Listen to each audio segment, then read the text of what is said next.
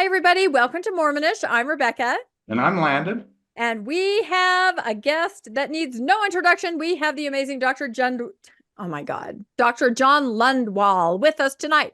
I was concentrating so hard on saying wall because I say well quite often that I messed up his first name. It's okay. Landon, from now on, you're going to take all introductions, okay? I just can't do it anymore.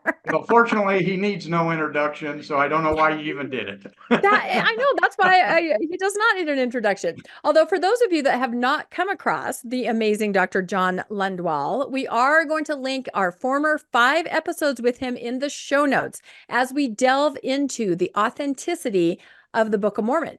And this episode is going to be really special and exciting because throughout our 5 episodes, we have had quite a range of responses. Wouldn't you say, Landon? Why don't you talk for a second, Landon, about the kinds of responses we've had to these amazing videos?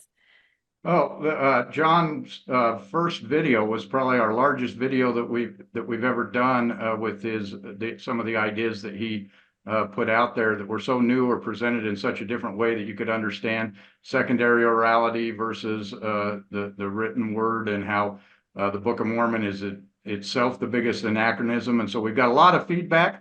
And originally we had a lot of positive, people saying, yeah, I believe that. Then we could tell when the apologists had read it, because we started getting all these, you lie. You guys suck. And questioning, is this PhD legitimate, et cetera, et cetera. But it's legitimate enough that the apologists actually, Mormonism with the Murph has done multiple shows where he's tried to allay the fears, I guess, of believing members with scholars from the faithful side. And so that's what we're here to talk about tonight. That's right. We are going to let John respond to some of these responses. And I have to warn everybody, it might get spicy. In our pre-show meeting, we all got pretty spicy, didn't we? So we're going to try to handle it with decorum. So, all right, enough being said, John, just take it away. Tell us what you think about what all these different, I won't even say critics. I don't know if they're critics. They're just other scholars that are trying to put their 2 cents in. And I will say up front very quickly that anybody that makes a response to John, we have invited to come on Mormonish. We have invited to engage with John. So far, we haven't gotten any responses. So I'll put the call out again. We would love to talk to any of you. I think it'd be a really interesting program to address some of these things. But until then, we're going to have John just go through some of the different things people have said and some of his responses. Yeah. All right. Can you see my screen? We can. Yep. All right. Look, I'm just responding tonight to a couple videos that I watched, and I have to say I watched them in airports as I was traveling. So I took notes. I have timestamps on some of the notes that are within 10 or 15 seconds of the actual timestamp. So anyway, there was a video by Neil Rapalese from Scripture Central and Brant Gardner. And I thought I would just start by kind of strong-arming their case by quoting myself. I promise you this isn't vanity. But I'm wondering, Landon, this is from my book, Mythos and Cosmos. Can you read that? I can, yep. History is often a philosophical reconstruction. Of course, events really happen. Dates, names, places, and movements are all important. But these are the bricks of history. The mortar that once held these bricks together can be very elusive to reconstitute accurately, the mortar being the thoughts, intents, and imaginations that originally created the bricks. When archaeologists examine ancient cultures, they are looking only at the bricks. The mortar has all dried up and blown away. Speaking of the unknown founders of Britain, one eminent historian laments, their memorial has perished with them. Their lives, their loves, their hates, their speech, their manners, customs, and scheme of society, their deaths, their gods, all have faded as in a dream. That's Campbell, Occidental 35. Reassembling the archaeological debris into a coherent whole requires a great deal of training. Examining materials, manufacturing methods, art forms, languages, and so much more. The truth is, however, that all of the modern methods employed remain insufficient to reconstitute the ancient mortar in its entirety. No matter how well trained scholars are, They are restricted to fitting together the ancient bricks of the past using only the modern mortar of the present. Modern scholarship often projects a theoretical past of a modern making on historical data, and this scholarly construct is often the product of cultural ideologies, political fads, economic resourcefulness, and entrenched and departmental theories.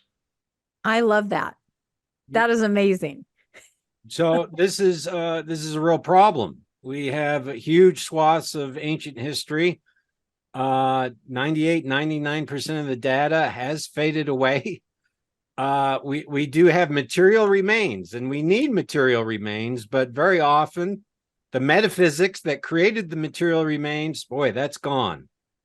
And so it takes an enormous amount of work by many different departments, many different theorists, many different academics, in order to kind of reconstitute the ancient past, and it's always a precarious venture. And so the best tool you can have when examining the past is epistemological humility, knowing, okay, there's some things we can know and there's some things we can't know. And that's why I titled this Faith and Reason. Faith is the methodology of constructing things we can't know, and reason is the methodology of constructing things we can know. And human beings mess this up. Sometimes we know what we can't and don't know what we can. and a lot of problems result. So I'm introducing tonight's conversation in this way because I have got a model of ancient history that we can know. And I'm arguing against some arguments where they say we can't know. So we're going to look at that. While I'm doing that, there we go. Epistemological humility requires some intellectual honesty. And so here's the methodology I try to use. Rebecca, I just pulled this off Wikipedia under intellectual honesty. Do you mind reading that? Yeah, I sure will. Intellectual honesty from Wikipedia. Intellectual honesty is an applied method of problem solving characterized by an unbiased, honest attitude, which can be demonstrated in a number of different ways. Number one, one's personal beliefs or politics do not interfere with the pursuit of truth. Number two, relevant facts and information are not purposefully omitted, even when such things may contradict one's hypothesis. Number three, facts are presented in an unbiased manner and not twisted to give misleading impressions or to support one view or another.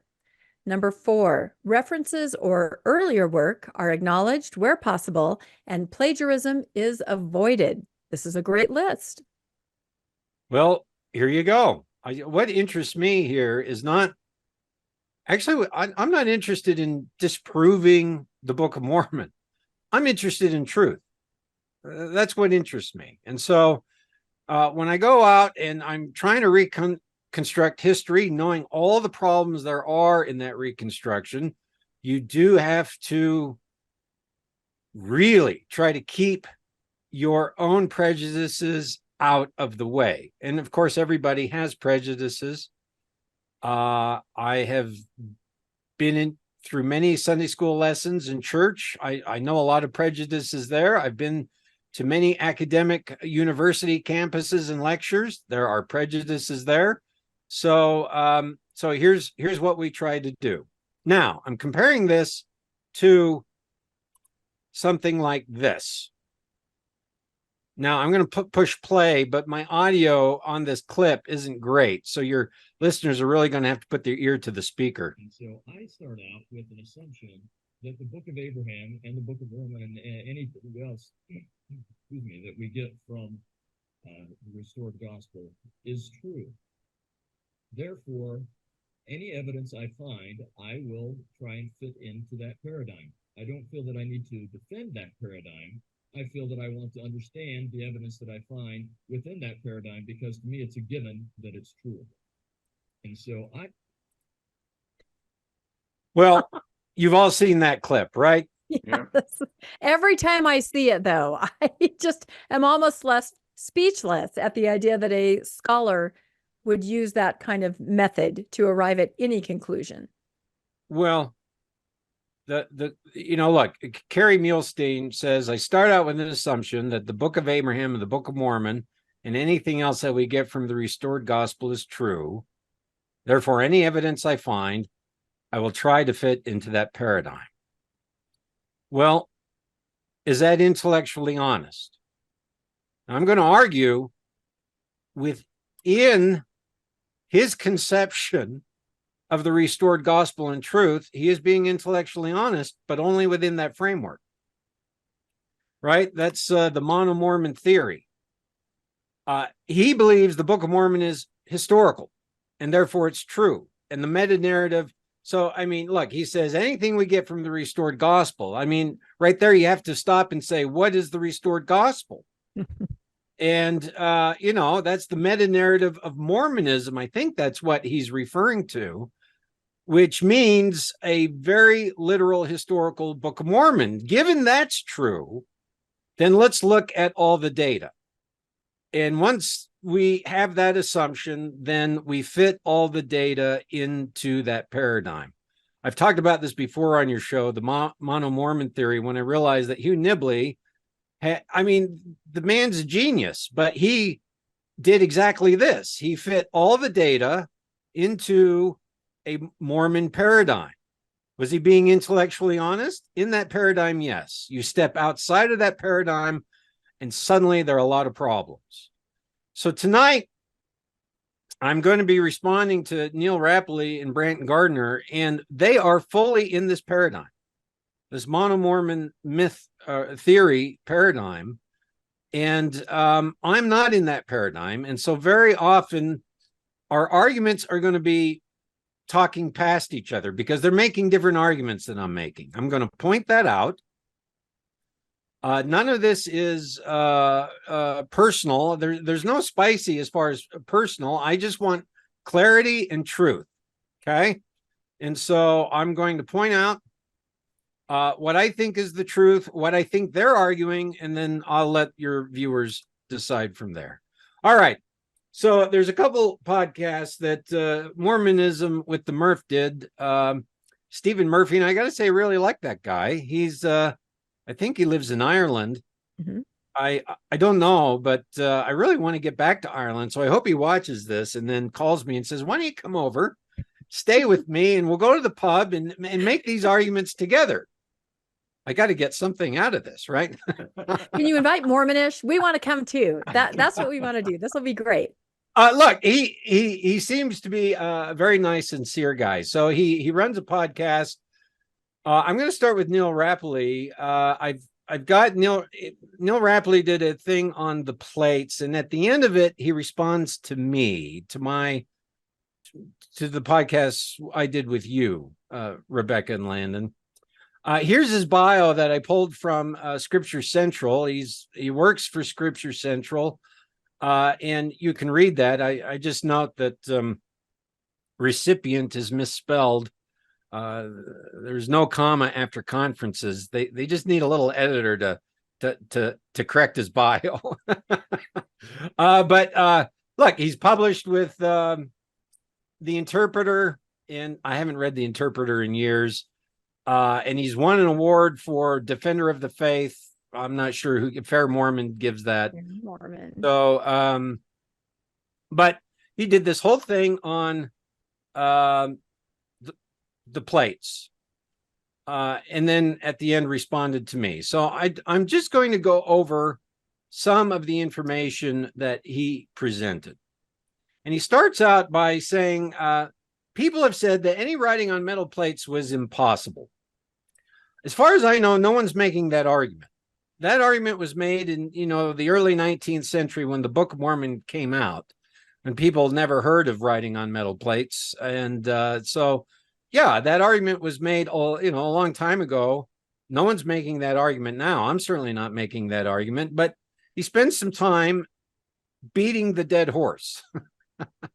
And then at about 23 minutes, he says, look, because examples of writing on metal plates are not like the Book of Mormon. In other words, we have not found a single example of any writing on metal plates that really are like the Book of Mormon.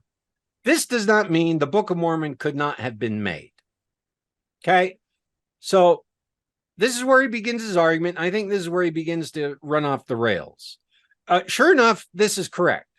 One, no one has found any writing on metal plates that is like the Book of Mormon. That is correct.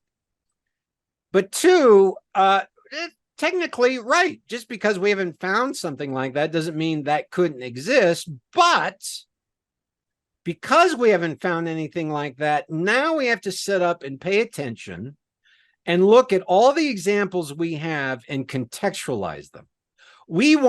If we're going to try to prove the Book of Mormon using an intellectually honest approach, we need to find some certain markers with that text on plates. Okay.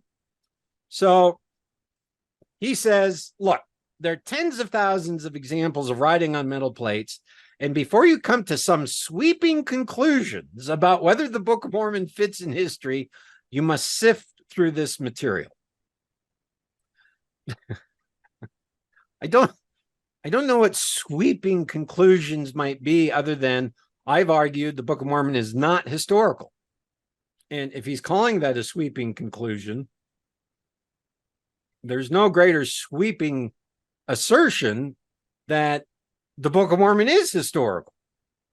That's an extraordinary claim. So you need to give me some extraordinary proof. In any case, here's the problem. Thousands of examples. If we're going to look at those, we need to do what? We need to look for plates in the correct context. From 2400 to 600 BCE in the Old World, because that's Jaredite and pre-Lehite time frame. 600 BCE to 400 CE in the Americas, because that's the Book of Mormon timeline in the Americas. This is where we expect to find technologies of writing on plates, of writing histories on plates, because this is what the texts tell us to look for. So here's the time frame. Here's the geographical context. The Old World, we need to find these plates in a Near Eastern, Egyptian, or Levant geographical context, a biblical context. In the Americas, look, I'll take any of the Americas within that time frame. South, Central, or North America. Okay? We have a temporal context and a geographical context. And furthermore, we have to find the same kind of text that the Book of Mormon tells us to look for. Objective history and sermonizing culture. Okay? So this is what we're looking for out of these tens of thousands of examples that Neil Rapley says exist. Now, here's the problem. When we put that filter on, almost all the examples, all the examples disappear. That was one thing I noticed during what he was talking about is he'd say, oh, well, we found some plates in Europe and we found some plates in India. And because Jerusalem is in between those, it's very possible that those plates got to Jerusalem. And because they went from Jerusalem over to the New World, it's absolutely possible that they had written metal plates in the New World because we found some in Europe and some in India. That's exactly his line of argument. Yep. And that is an incorrect line of argument. That's unacceptable. So look, this lays bare a couple of differences between my approach and Mr. Rapley's approach. I am arguing from an epistemological approach. I am saying I need to find a certain kind of text, a certain kind of religiosity. Look, I've spent years, 2 decades, reading mythological materials from diverse cultures all around the world. And, after a while, you realize, oh my gosh, actually almost instantly, you realize this is a different thought world that I'm reading. These pyramid texts, these Near Eastern mythological data, the Vedas, the Eddas, the Mahabharata, all of it. This is definitely the Popol Vuh, definitely a different thought world than I'm getting in the Book of Mormon, that I'm getting in Christianity or even in the Torah. Right. And so what explains these two different thought worlds? So I am arguing an epistemological argument where ultimately, it seems for decades, everyone's been arguing individual trees in a forest, anachronisms. Here is swords in the Book of Mormon. There were no swords in the Americas. It's an anachronism, so they argue about that. Horses, right? Tapirs, right? Coinage, right? All the anachronisms people have been arguing. To me, these are individual trees. My approach was to step back and say, let's not look at the trees for a second. Let's look at the forest. And when you have a bird's eye view, we can look at how cultures form, how they evolve, how they transmit information, and sort of the bedrock of the cultural DNA.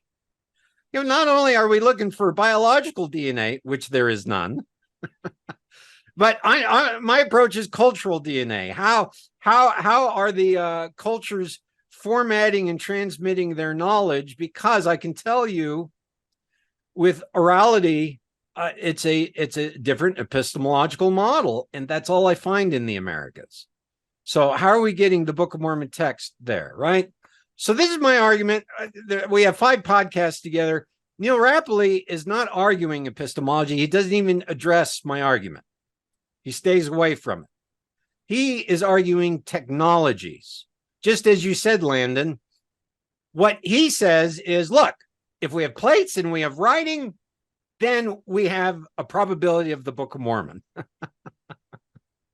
Yeah, it was quite a stretch. I couldn't believe some of the arguments he was making in putting, it didn't have to be in any place, anywhere in the world he could find an example. And even though none of these examples were in the same spot, he'd then put them together and say, because it existed anciently, we can say that it probably or could have happened in the Americas, which are two completely different worlds anyway. Anything in the old world getting to the new world is that's just poppycock to say that technology, because it was available in the old world, was available in the new world as well. And I think Murph pointed that out, didn't he? Didn't he say a few things about that you seem to be mentioning things from all over? I thought I remember that he did. Maybe I'm wrong. Anyone can flatulate in a water pot next to a lead pipe and call it a steam engine, but that doesn't mean it's a steam engine. You can have the components, but that does not create the technology of a steam engine, right? So if you have writing and you have plates, that does not argue for the Book of Mormon at all. Most of his arguments to me are irrelevant. Well, look, as I pointed out, my arguments are epistemological. Here are their examples, right? This is what Scripture Central listed on their website as proof for the probability of the Book of Mormon. And I just laid them out and said, that's a ritual text, that's a ritual text, that's a ritual text.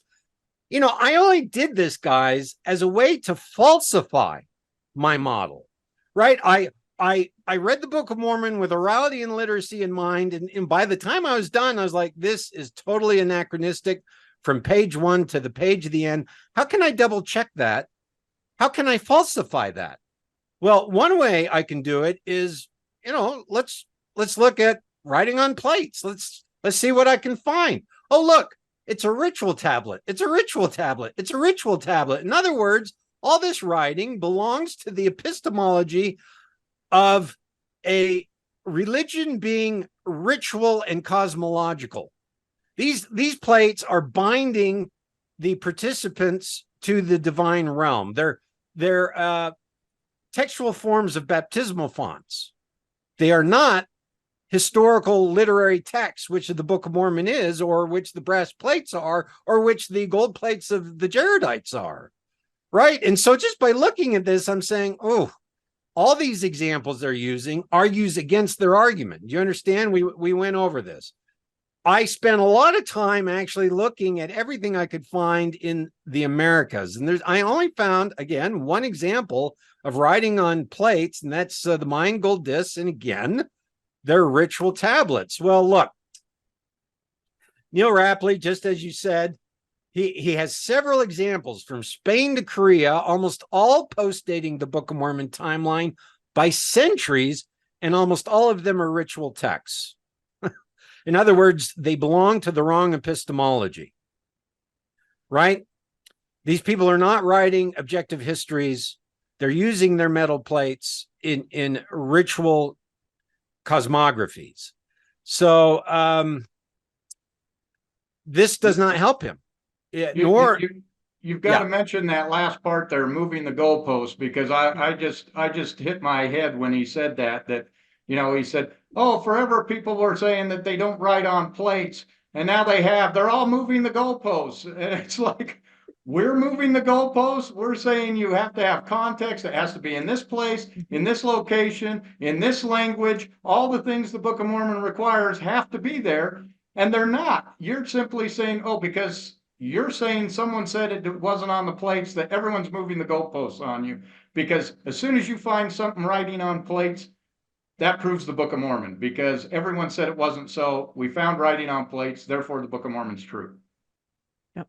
It's essentially the methodology. Again, he's arguing technology. I just need to find writing plates, lengthy writing.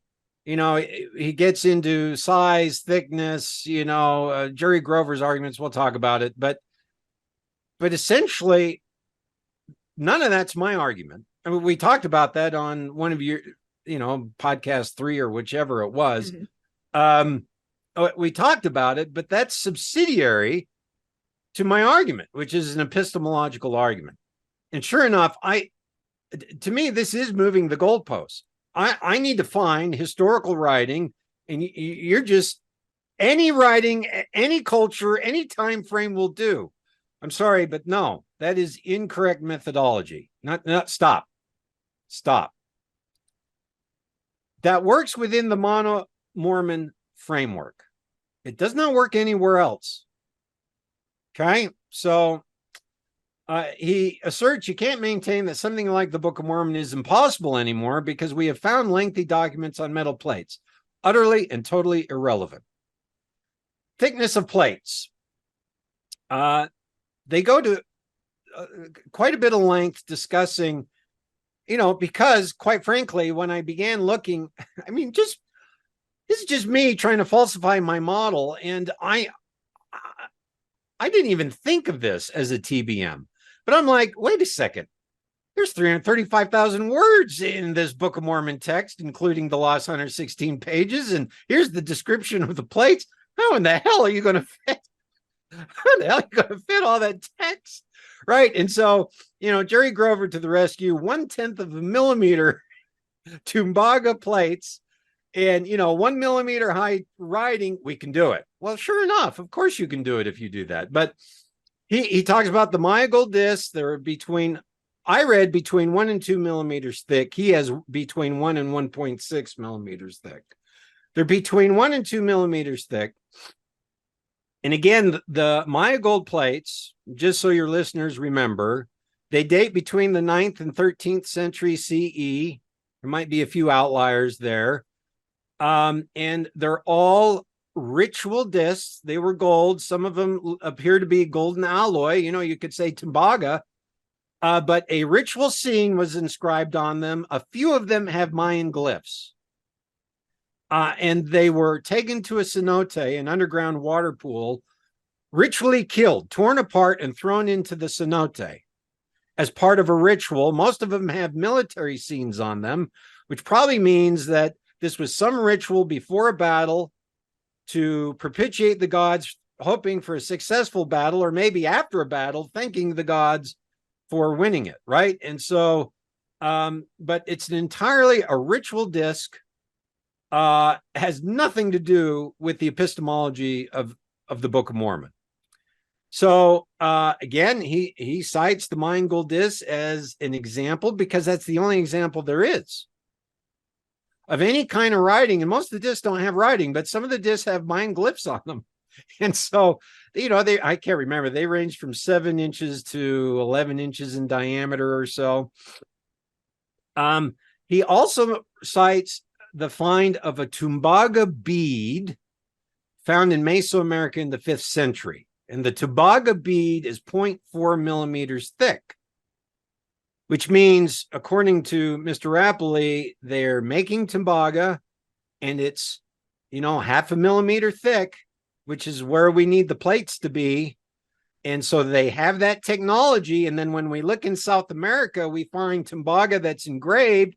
They have that technology. And when we look in Mesoamerica, we have Mayan golden discs with some glyphs on them. So they have that technology. Therefore, we can argue the Book of Mormon. Can you explain what Tumbaga is very quickly, in case somebody missed you talking about it before, just very quickly? It's an alloy where you mix gold, copper, and silver. And that brings down the weight. Gold is very heavy. Copper is much lighter. And so Tumbaga is an alloy where they're combining the metals. It makes it more durable. The problem, of course, is, again, these arguments are irrelevant. The Mayan gold discs argue against the Book of Mormon. That's a ritual disc. It's a different epistemological framework. You need to show me, Mr. Rappley, a history written on metal plates, Old World or New World. Okay, but especially in the New World. And this is all that exists. Now, the bead, I actually think the bead's really interesting. A Tumbaga bead, I think it was in Honduras that it shows up in the 5th century, which is decades after the Book of Mormon. But he qualifies this as, we got Tumbaga in Mesoamerica. Okay. And John, one thing as I was listening to this that came to my mind is they kept talking about Jerry Grover's thickness and how he was able to narrow it down and how thin he was able to get it and that he was able to write on both sides. Yet they never showed a picture of that. They talk about it, but there was never a picture. There was never anything that would demonstrate or allow the listener or the person watching to see what it was that they were describing. Right. And we should probably clarify that Jerry Grover has created, by it, you mean some actual plates of a certain size. I think he made one because he said it was very expensive. He said he made one and tested this and was able to get it that thin. And yet there's no pictures of it or anything like that. I mean, that certainly would have added some sense for the reader to see what this would even look like. Or could one, you may be able to write on it, but could it be linked by rings and then turned to be read without ripping or tearing or coming apart, or some of them falling out? All of those questions that could be raised by just looking at that and going, wait a minute, does this even work in my mind? Even if Jerry Grover made a super metal that was as thin as paper, wrestled like tin, and you could write the entire Book of Mormon on one page, it's irrelevant. It doesn't matter what Jerry Grover made. You have to find this in the Americans. The time. Yep. The place and the time. Yep. That's, again, anybody can fart in a water pot next to a lead pipe, and that does not prove you have a steam engine. You have got to go out and show the steam engine. Okay? I don't mean to be crude, but that is what you have to find. Look, very often the first thing that gets traded between cultures is high interest trade goods, such as jewelry. This Tumbaga bead that's found in Honduras, 5th century CE, the largest Fremont, I look at the Fremont culture in ancient Utah, 300 to 1300 CE. The largest village which is in Fremont Indian State Park near Richfield, Clear Creek Canyon. It's a big hill, over 100 structures on it. They found really interesting, a culture with no writing, primary orality, hundreds of thousands of petroglyphs, pictographs, but zero writing. But what they did find was material goods, including goods they knew were part of a trade network, because they found seashells from the California coast. They found obsidian sourced from hundreds of miles away. They found, oh, good grief, what's the blue-green stone?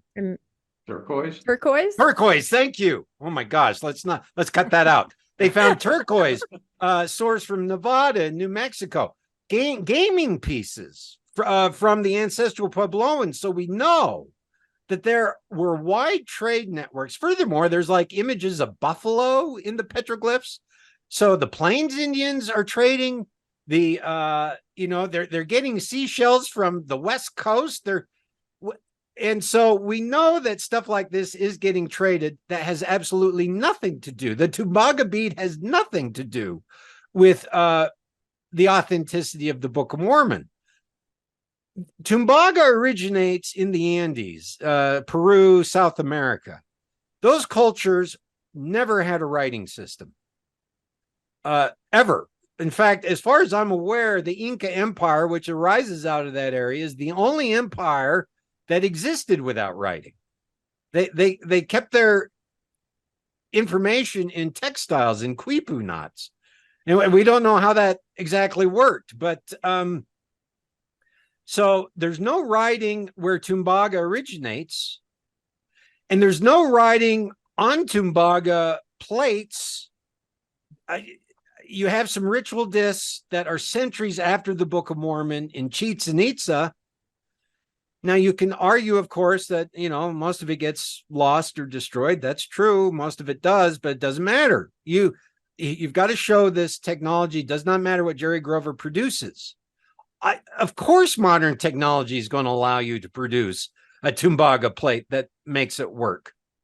You've got to find that in the ancient context. What's it going to be to create thousands of Tumbaga plates and then engrave writing on them? That is a technology, that is a culture that's going to leave a fingerprint.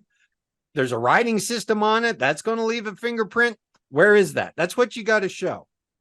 And they have not shown any of it. So I think that was the biggest argument that I saw with Neil. What Neil was producing is he was taking a technology from the Andes. The Mayans had a writing system. Mm-hmm. The Koreans wrote on plates, and the Sumerians wrote long narratives. Therefore, the Book of Mormon had to be true. Well, it's like that. So, look, it's bizarre because that's not what you do. I'm after watching that, I'm a little speechless. Anyway, it's okay. All the technology required for the making of the gold plates exists in Mesoamerica by the tail end of the Book of Mormon timeline. He asserts. We don't have explicit examples of extensive writings on ancient metal plates in ancient America or whatever. That's what he says. The technology to make Tumbaga, to make it thin, to engrave on it exists in South America in Book of Mormon times, reaches Central America by the tail end of Book of Mormon times. You know what? It doesn't reach metallurgy does not enter Mesoamerica till after Book of Mormon times. So, this is just factually incorrect. And actually, the Tumbaga jewelry, this is what they did with Tumbaga in South America. They made jewelry, ritual regalia, little ornaments. That has nothing to do with his argument. So, I too can buy an earring and claim that the Library of Congress was written on ancient Tumbaga. That's irrelevant. they can write whatever they want, and they had the technology to do it. The question of the Book of Mormon is a question of technology. So really, this is his argument. Look, and just as you said, we've got Tumbaga here, we got writing here, we got this over here. We can combine it all. That's not even arguing probability. The probability is still extremely low. So this is very difficult to do. Well, look, he then, he gives the hat away by saying, the testimony of the three witnesses tells us there are a set of plates. When arguing plausibility, we must argue within the framework of what are the most likely explanations of this artifact. It is very unlikely that Joseph Smith made a set of plates. Therefore, they are most likely an ancient set of plates. And once you come to that conclusion, it's now a matter of understanding how did they make it. Well, there it is. This is the Mono-Mormon theory. He says, look, there is a set of plates. I agree. There are a set of plates. Lots of people said they held a metallic object under a towel.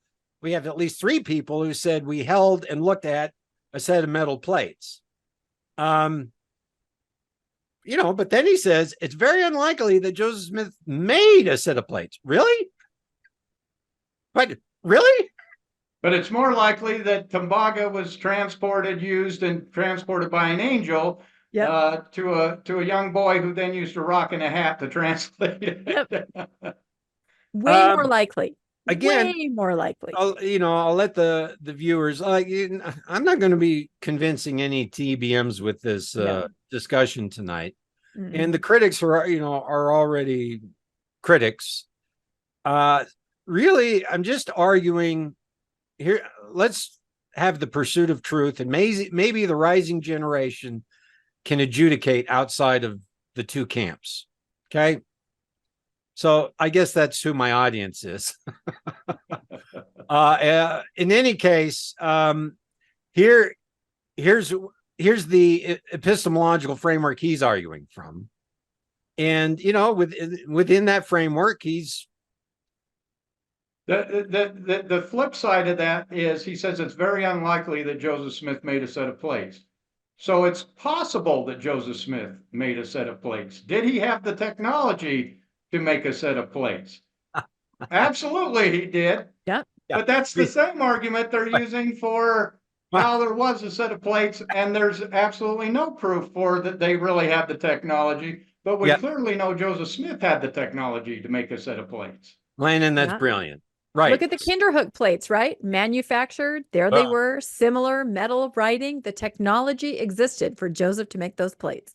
Right. So let's apply the same methodology that he just applied. Let's look for plates, writing on them, any time frame, any culture, to see if Joseph Smith made the plates. Well, look, I can use all the examples they use for the Book of Mormon and say Joseph Smith made them. Yeah. Yeah. Oh my gosh. That's a little funny. It's really funny, actually. We might have to do an episode on that. Seriously. It's really good. It's a great argument. All right. I just want to go specifically to what he said about our episode together. He said, look, Lundwall's analysis was between 1 and 3 millimeters thick per plate based on what? Neil's saying, what's he basing that on? Well, I'll tell him. The Maya gold discs are between 1 and 2 millimeters thick. So I did analysis of 3 millimeters, 2 millimeters, 1 millimeter. Actually, I looked at, I didn't look at, so let's strong arm his argument. I didn't look at tens of thousands of examples when I was looking through metal plates. I looked at about 40 examples within that context, right? Biblical within that time frame, America within that time frame.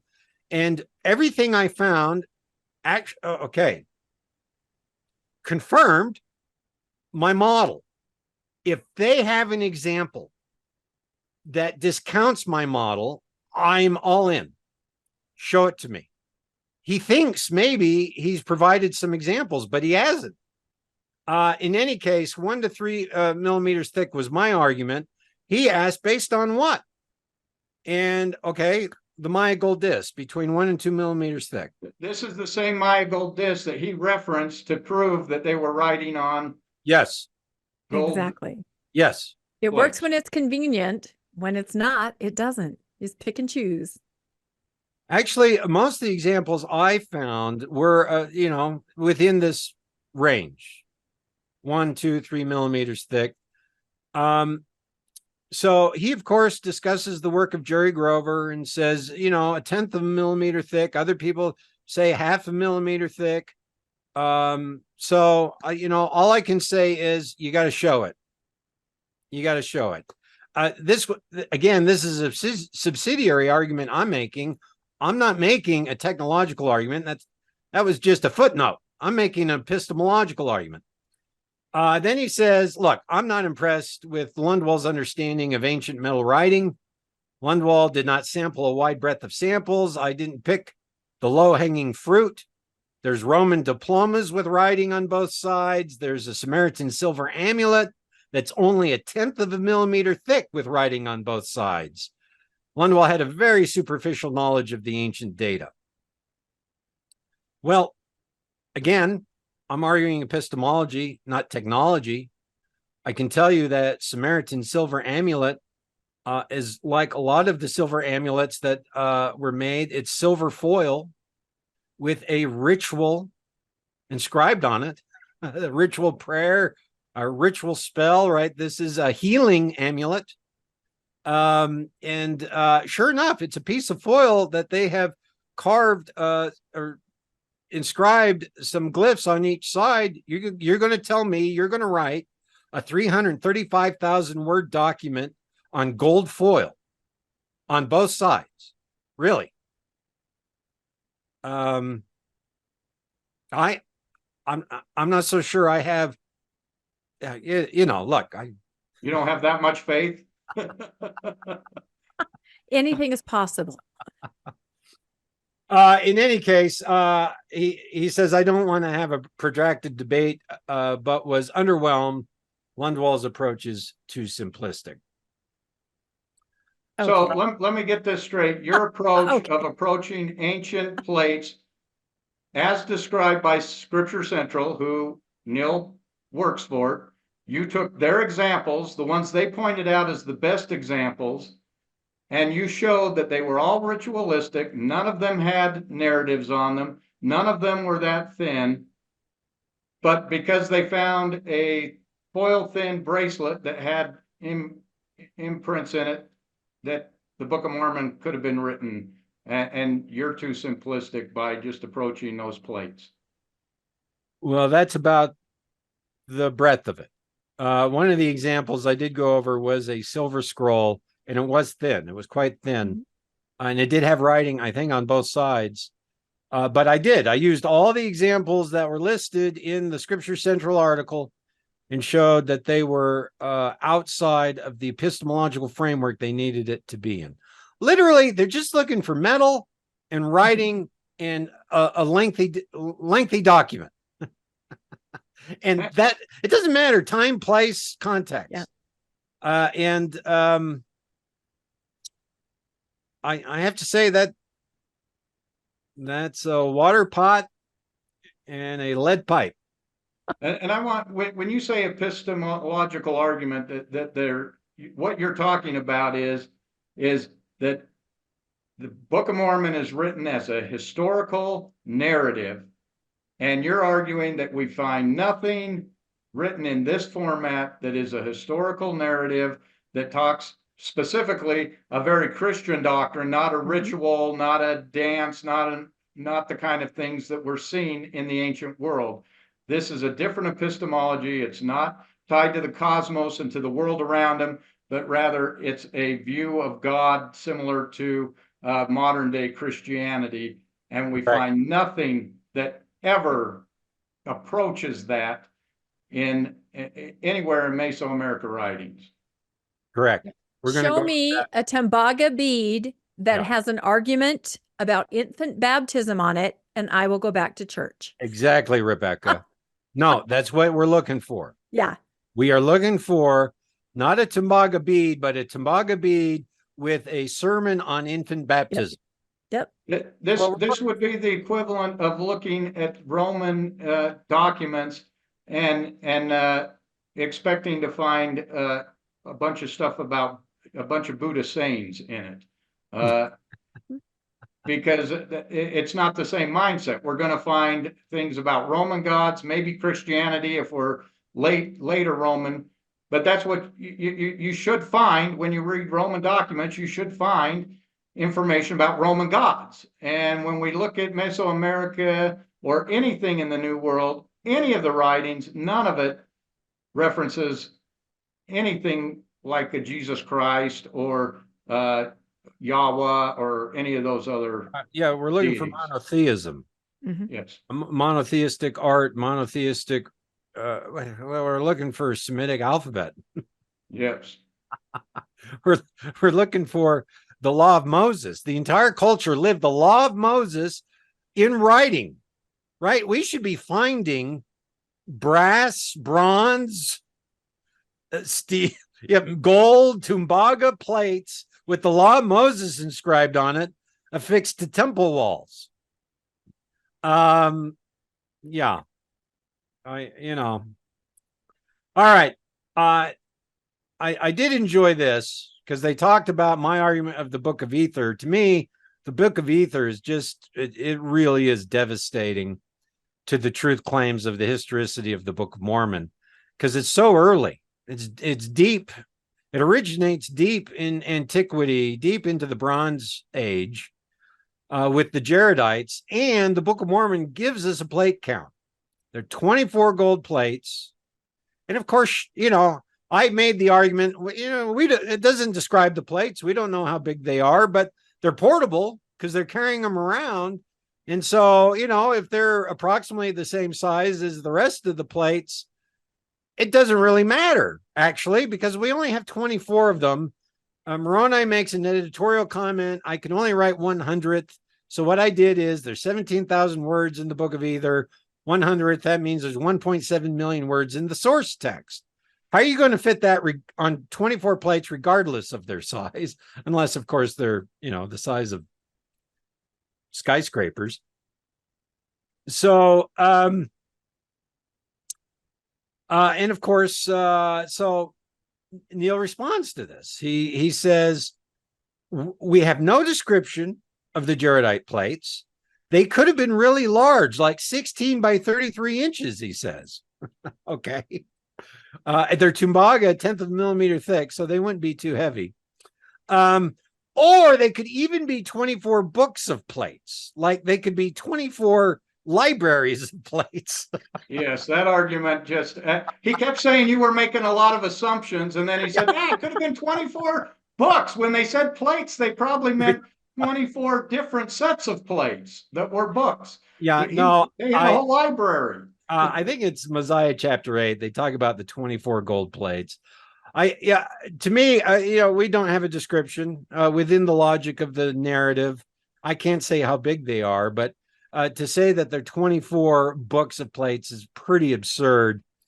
So then, of course, what's on it? Well, they give us a description. It's the history of the Jaredites, all their wars, all their kings, a history from the beginning of the world, the creation, the patriarchs, Adam, Enoch, right? And prophecies of all the future. In other words, on those 24 plates is the history of the world from the very first day to the very last day, right? It's Revelation. It's the end of days, right? All of it's on these 24 gold plates. And Rapley says, well, maybe what we have is basically what was on those 24 plates. Well, again, the text, am I the only one reading the text? They keep trying to prove the text from the text. And yet when I bring the text up, they say, well, it doesn't really mean that. Or you're not supposed to read the text, John. That's the secret. Or if you read it, you're not supposed to take it literally. That is how it works.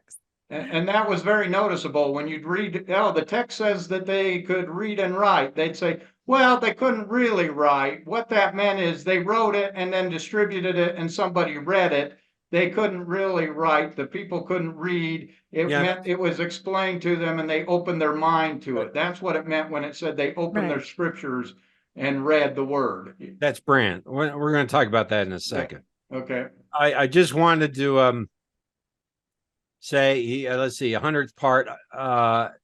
Rapley says, anyone who has an elementary understanding of the English language should know what an idiom is. We have no idea how literal that is. There's a lot that won't fit in our translation, whereas others argue that the Book of Ether is about the same size as the text we have. So, he was a little bit pejorative in saying Lundwall has an English degree. Anyone who has any elementary understanding should know what an idiom is. Sure enough, when Moroni says, I can only write 100th part, I know what an idiom is, Mr. Rapley. And I know that if you're using the idiom 100th part, it's not half, right? If it's half, you'd say half. 100th part means the vast majority of it you're not touching. And so if 17,000 words in the Book of Ether, the vast majority of it does not get in our plates. And I'd like to mention one more thing, Mr. Rapley. 100th part is a Nephite idiom. Where does that come from? Jacob uses it, Mormon and Moroni uses it, which means that idiom existed for the entire 1,000-year Nephite history. 100th seems to me that that's a decimal system, numbering system, which is interesting because Mesoamerica has a vigesimal system based on 20, right? The ones column is ones, the second column is 20s, the third column is 400s. They're not. If it said 1/400th part, I'd be like, well, that's really interesting. That belongs in Mesoamerica.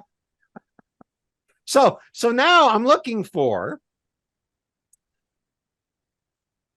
a Semitic, alphabetic, decimal system in a calendar that's rooted in 600 BC as a start date because they count all their years from when Lehi left Jerusalem. I need to find a culture that's producing this. It's not just Tumbaga plates. It's not the bead with the sermon of the infant baptism on it. I've got to find all of this. Even this idiom is really problematic. In any case, you could argue that it comes from the old world. But again, you got to find where's that numbering system in the Americas. Maybe they can find it. All right. That's Neil. Brant did an episode September 28th. It's been a while. I probably should have responded to this earlier, but I was very busy. Brant, I don't know Neil, but Brant's been around. He's part of the old guard. He's got a degree in anthropology. He's written. He's a prolific writer. He's smart. So he argues from the mono-Mormon theory. So he did an episode, and let's just talk about it. He starts off by saying that Lundwall's model is a generalization. There are exceptions to generalizations, he says. Lundwall deconstructs Joseph Campbell's monomyth theory, but does not apply that kind of deconstruction to his own theory, and thus Lundwall applies his own monomyth theory to the Book of Mormon. This is his argument. So here's my theory. It's an anthropological model of orality and literacy. Sure enough, because I'm stepping back and looking at the forest, it is a general model. And in a general model, you will have outliers. You will have exceptions. I agree with Brant on this. By the way, Brant's own approach is also a general model. He uses convergent parallelisms, which is very broad. Anything in the Book of Mormon that might tie with anything out in Mesoamerica, we're going to combine and call it a hit. It's not very specific. So look, what I'm doing is I'm looking at the cultures and their traditions and seeing that they're polytheistic, they're cosmological, they're agricultural or hunter-gatherer, and they conform to a specific kind of thought world. I look at all those examples, I build my model. These guys have a model and they project it into the data, right? They've got a Book of Mormon text. Now, how are we going to make this work? Because sure enough, we don't have any writing on Tobaga plates. We don't have any, actually they have nothing. They don't have linguistics, they don't have DNA, they don't have archaeology. So in any case, as you said, I'm making an epistemological argument. We've gone over this. I know what the Book of Mormon has objective linear histories, lots of Isaiah, allegories, sermons, letters, wars, monotheism. It's orthodoxic.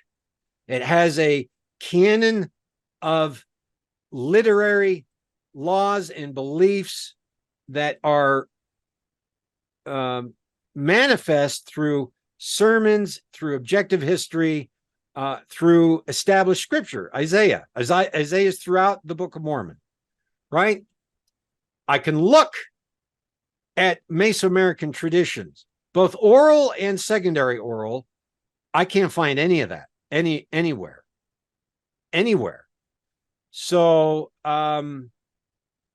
that's a real problem. Well, here is the heart of Brandt's, to me at least, like the Maya gold disc, the only example we have of any kind of writing on metal plates, and it's a ritual.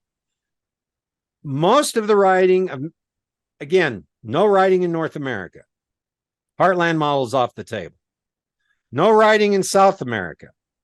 So I don't know what all this discussion of Tobaga is. That's where it originates, and there's no writing. The only writing we have is in Mesoamerica. Most of it gets lost or destroyed. I agree with Brandt. Most of it does get lost or destroyed. Doesn't matter. We have one major text. It's a Mayan text of the Quiche people called the Popol Vuh. We went over it in our last part of it, right? We read a couple of the opening paragraphs because I was trying to show what kind of text it was. It belongs 2 feet in the oral world.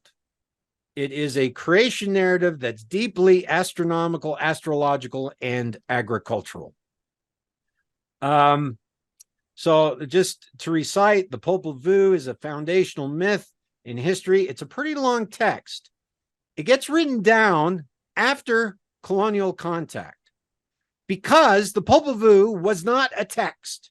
It was always a performance. It was a ritual. Popol Vuh means council book, and it referred to a woven mat that all the astronomical priests sat on, where they danced their creation narrative while looking at the sky and prognosticated the future, their agricultural cycle, political needs, etc. So the Popol Vuh was an oral product. Well, they get colonized. The Spanish come and they lose the place where they keep track of this religious ideology. They no longer have access to it, and people are dying. Millions of people die after Spanish contact through the spread of viruses. I mean, some estimates up to 90% of all populations. Between 60 and 90%, depending on who you read. It's hard to, but in any case, the vast majority of people die. So look, they record in writing this oral tradition that is a ritual tradition. They write it down in 1550. There is a Spanish priest, Francisco Jimenez, who in 1701 writes a copy of it down. We have in 2 columns, a Quiche and a Spanish writing of it. It's a pretty lengthy text, as Grant makes clear. It is about 60,000, 65,000 words. But if you remember, in our last episode, the A-tier scholar on the Popol Vuh, Dennis Tedlock, said, if we were to do a literal translation from the Quiche into English, what would we be reading? Do you remember? I can't hear you. Oh, were you asking us if we remember? Yeah, Was if it you remember. a war story or? It would just be, We couldn't even baboons. understand it. It was very cosmological. Right. Oh, okay, I know We what you didn't mean. know Yeah. what it was even meant. That's right. Baboon's penis, baboon's Oh, anus. okay. Yeah. What we Yeah, would be reading, was- right? Like the pyramid text. Yeah. Would not understand it, would come across as gibberish. And so even the version of this that gets written down has been transliterated from the oral tradition into a literate storytelling Spanish version. And even that, we lose most of the context. But okay, I'm just introducing this document that we have because it's our one major historical document. This is where they recorded history, the Maya. So the Popol Vuh has 3 parts: a creation account. There's a big cycle of the hero twins that go through the underworld, and then the mythical history and the founding lineages of the Maya people. The text is not necessarily sequential or chronological. Okay, nothing. So Brandt refers to the Popol Vuh and says, look, they have a writing system. People with a writing system can write whatever they think. I agree with Brandt. If you have a writing system, you can write whatever you think. The Popol Vuh is a large text and it contains history. So here we have an example of a large text in a non-alphabetic script writing a large history. The Popol Vuh is not a one-off because as we read the Popol Vuh and then look at the archaeology, we see iconography in the murals, in the pottery, in the temple walls that show scenes that are related in the Popol Vuh going back centuries. So that tells us that there is a canon of belief throughout Maya culture, lasting centuries, deeply rooted into their agricultural cycle. The entire story of the hero twins is related to the growth of maize. You know, this is one of the things we forget. When maize was domesticated, a religion was invented. And archaeologists often discuss the spread of maize from Mesoamerica into South America and North America as a spread of technology. They almost never discuss it as a spread of religion, but that is what it is. Maize was a religious cosmovision, and wherever the religious cosmovision went, maize was the consequence. And historians have reversed that. Maize is the primary thing, and the religion is the secondary thing. I think that can be problematic. In any case, what we get with this history is a deep agricultural, mythological. In other words, it's not what we need. It's just like the Maya gold disc. So you know what? Let's read parts of it. We're going to read parts of it so that I can respond to what Brandt asserts. First off, just as a general rule, the Popol Vuh history. Again, I'm looking for a text like the Book of Mormon. We just went over it. It's linear, objective facts, sermons, Isaiah, lots of wars, right? It's the text of the Book of Mormon, monotheism, right? I read the Popol Vuh. I'll take any part of that. What is the Popol Vuh going to give me? Well, it does have, in part, a history of the Maya people. So I'm very interested. It describes the founding lineages.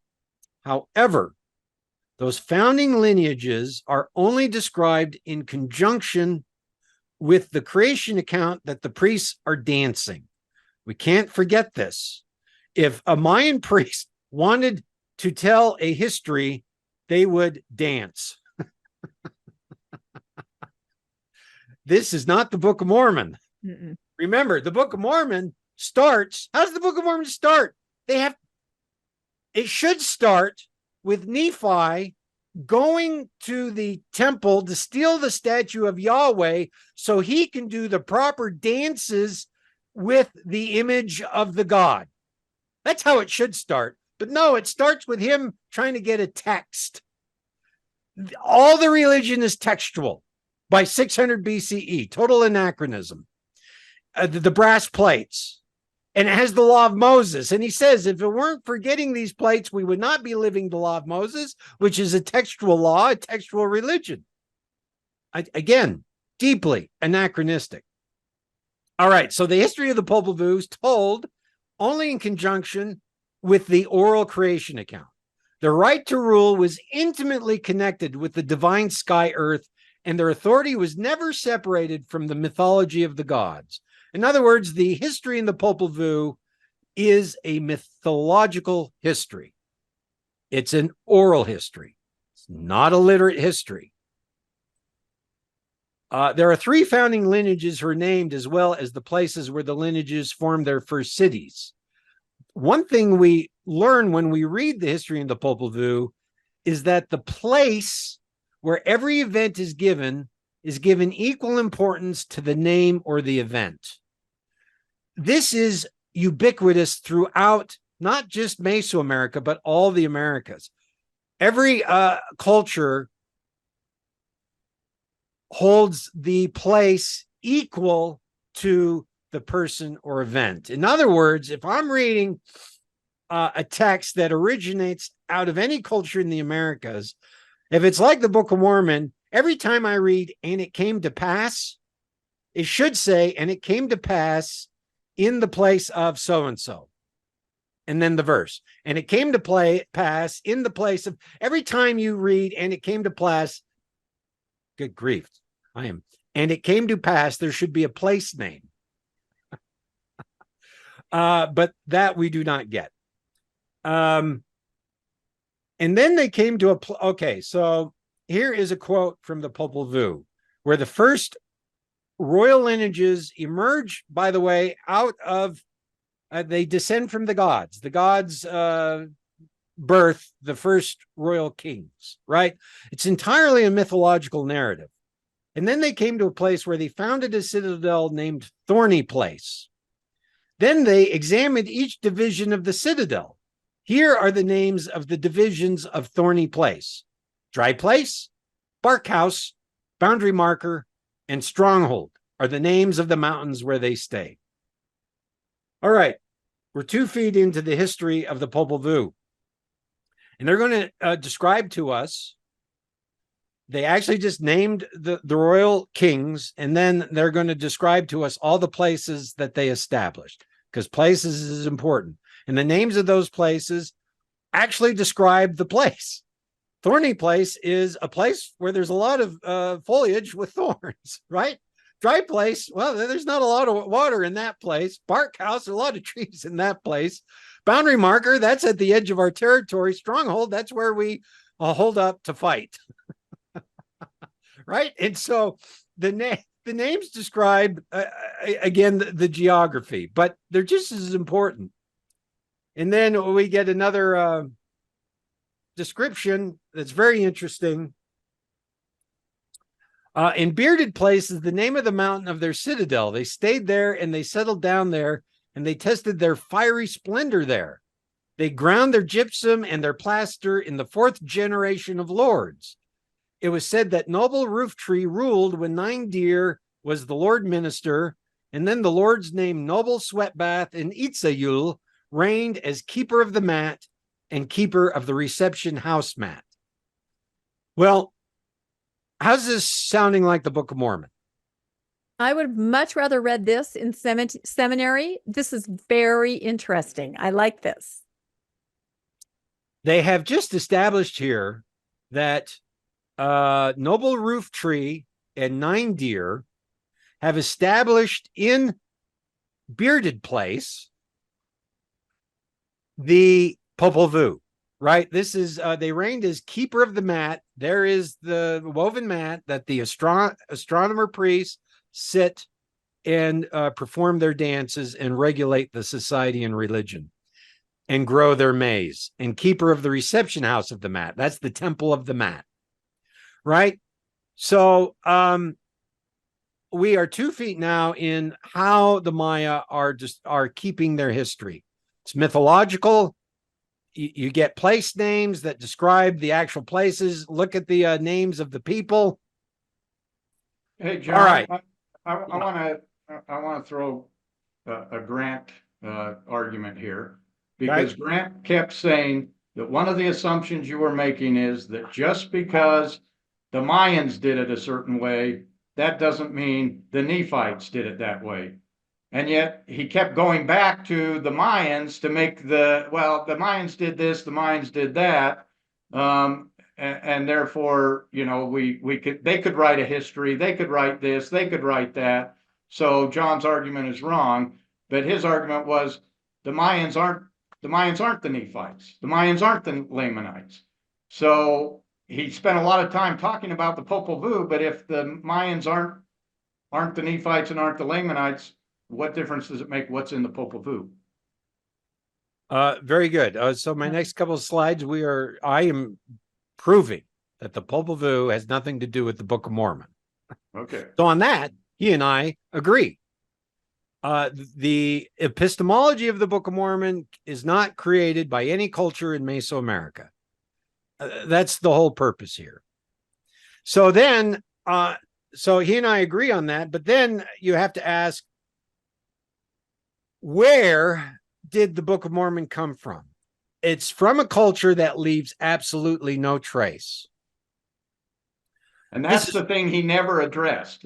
Right. He never addressed that. He kept saying, because he was arguing from what you called the Mormon, what'd you call that, Mormon? The Mono-Mormon theory? Mono-Mormonism, yeah, that because the Book of Mormon says it existed, even though we can't put a place, a name, a time, anything to it.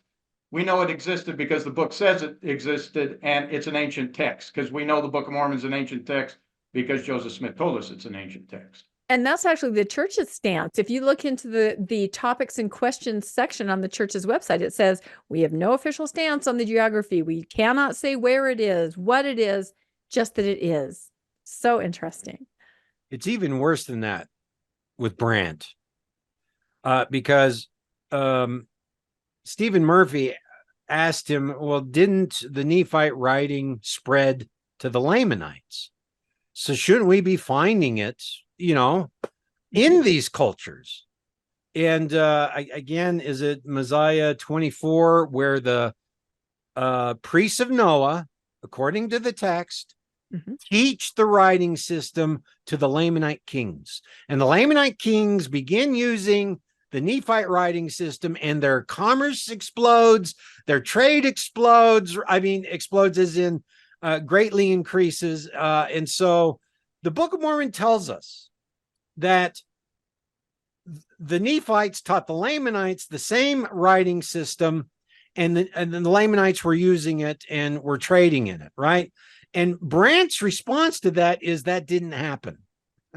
Yeah. He said the Nephites taught them how to read the Nephite language, but the Lamanites already had their own language that they were trading in, and he only taught them the Nephite language. He said that's ethnocentric writing, that whoever wrote that was just believing the Lamanites. You could only be as sophisticated as the Nephites if you had the culture of the Nephites, and they just ascribed that culture onto any of the Lamanites. In other words, the text doesn't mean what it says again, right?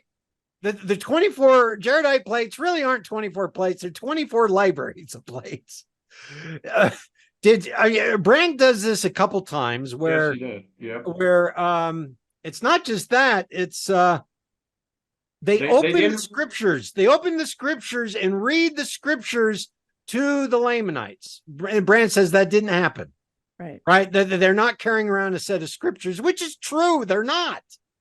And so the text is deeply problematic. And the way to get around that is just to say, it didn't happen. I'm going to pick and choose what happens and doesn't happen based on what I need it to say or mean. And so, I mean, think of this.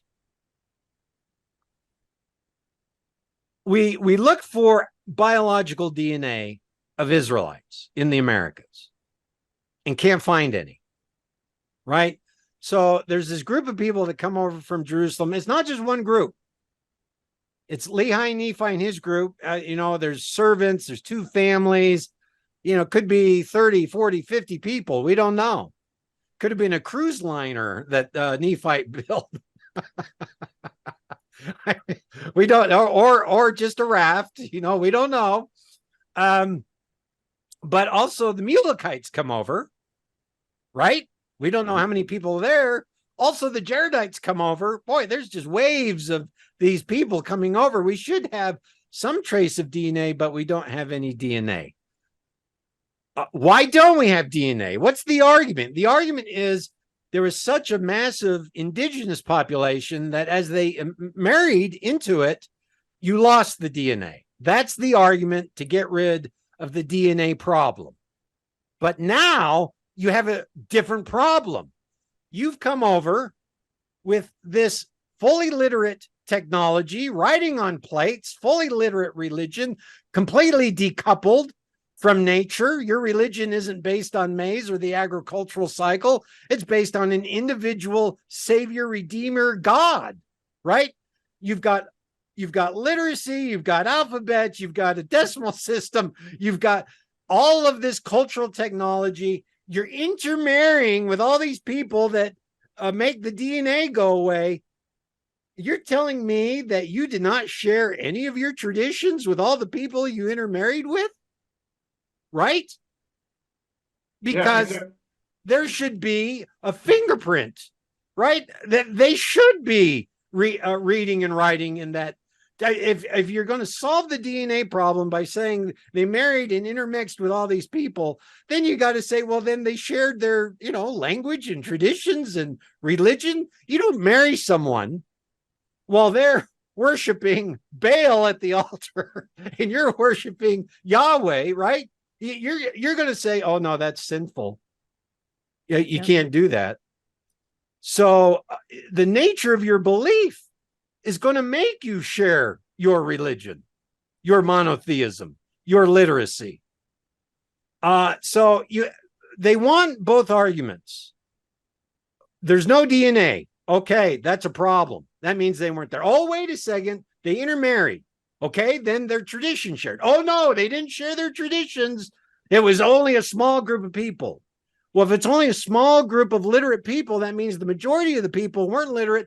That means you're in an oral epistemology, which means it's agricultural and cosmological. Oh, no, it was just enough literacy for it not to be oral.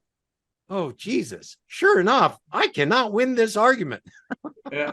The question that I kept bringing up when he kept saying that is, why would the Lamanites have a different language than the Nephites? They came from the same place, from the same parents. They learned the same writing. Laman and Lemuel knew how to write just as much as Nephi did. Why didn't they pass on Semitic writing? Why would they have a different system than the Nephites have? That's the equivalent of, the Pilgrims came over, from England, Holland first, but, they were English. They started speaking the English language. 250 years later here in America, we still speak English, even though Germans came over, even though there were people coming from all different French, people who spoke all different languages, not to mention they mixed the native peoples were here, yet there's still 250 years later, there's still traces of English is still there. The customs are there. Everything is there. That's a quarter of the time of the Book of Mormon time period, is 1,000 years. We're 250 years in. And you can't hardly tell England from America other than they drive on the left-hand side of the road. So But somehow these people are completely different. The Nephites and the Lamanites, in just a matter of time, speak a different language, have a different culture, can't communicate with each other. The argument just doesn't make sense based on the story. The story doesn't line up.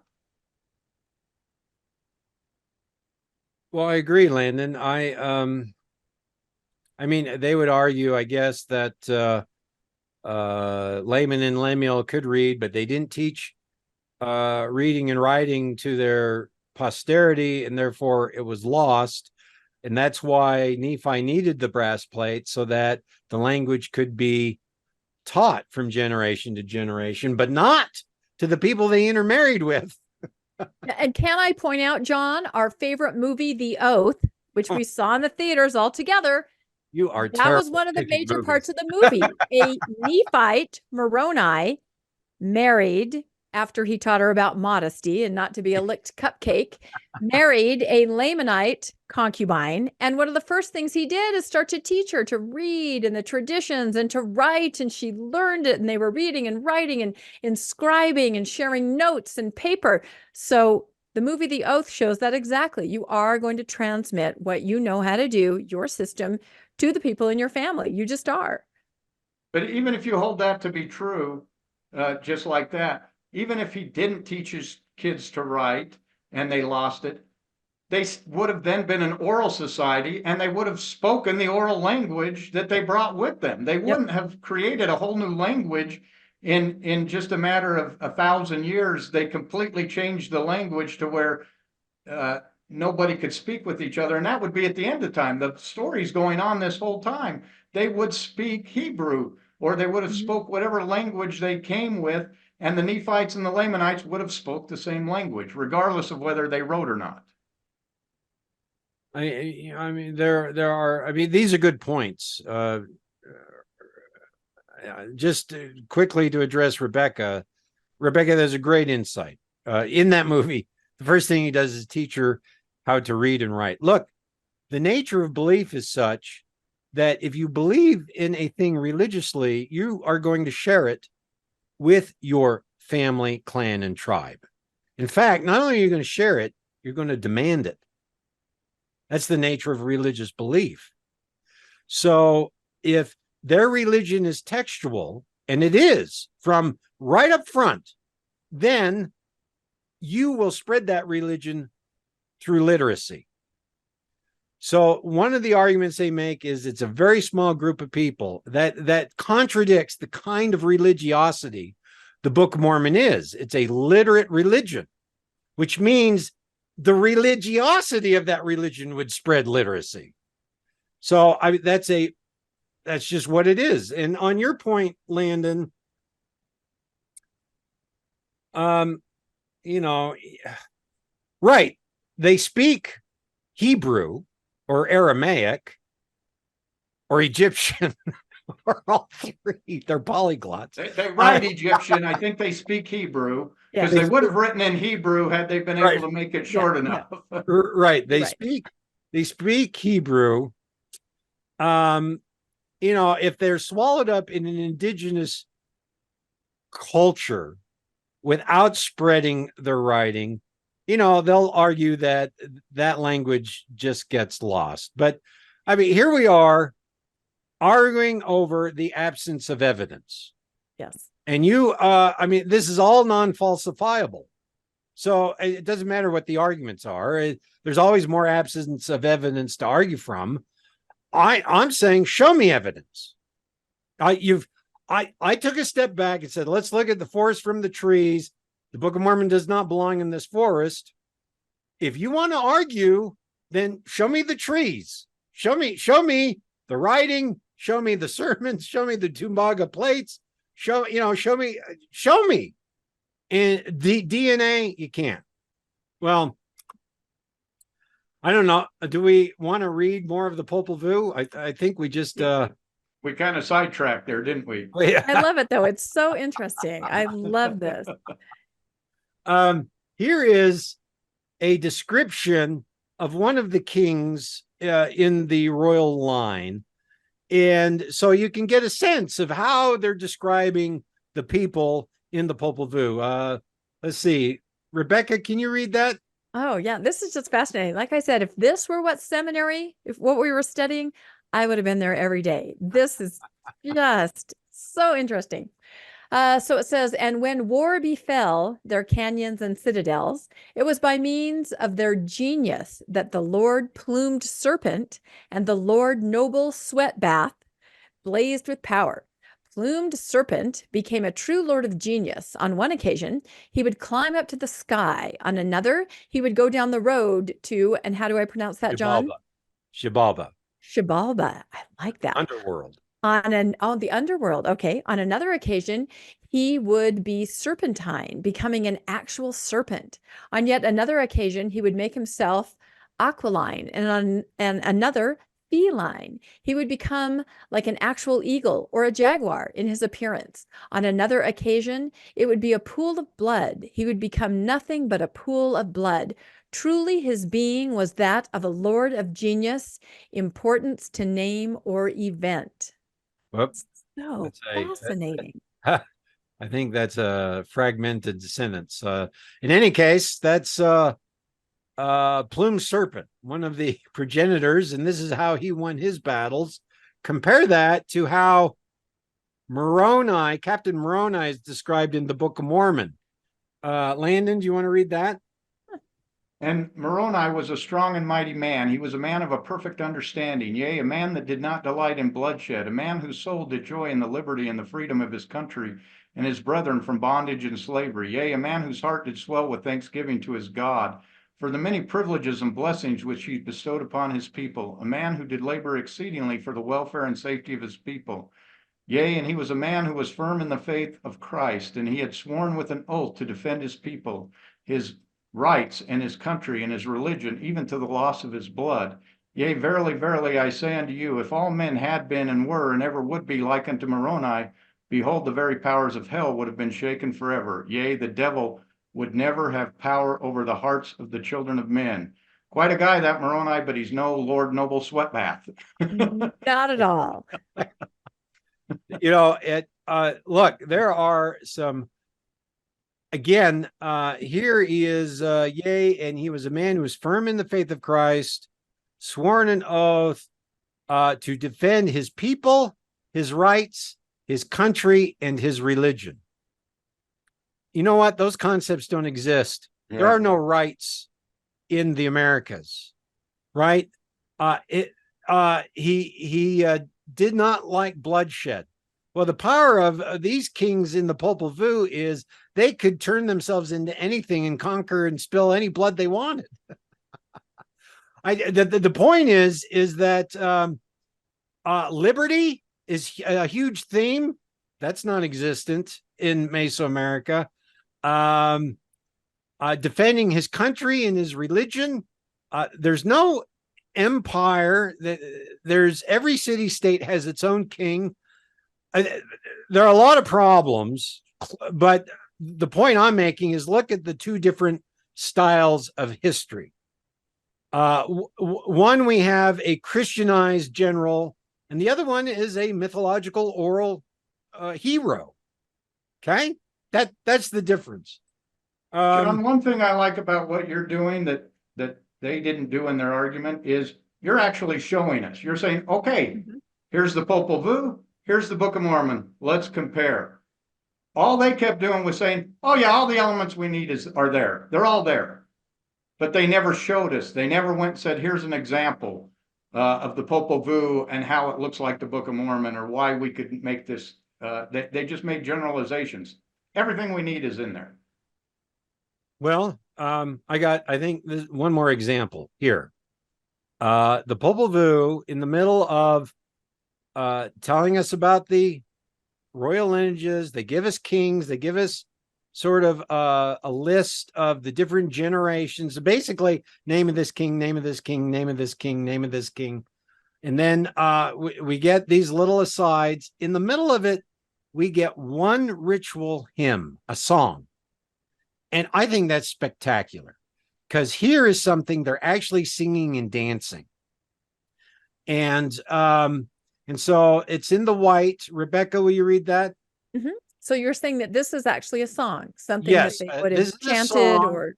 The kings probably sung and danced. Okay, this is just wonderful. It says, wait, on this blessed day, thou hurricane, thou heart of the sky, earth, thou giver of ripeness and freshness, and thou giver of daughters and sons, spread thy stain, spill thy drops of green and yellow, give life and beginning to those I bear and beget, that they might multiply and grow, nurturing and providing for thee, calling to thee along the roads and paths, on rivers, in canyons, beneath the trees and bushes, give them their daughters and sons.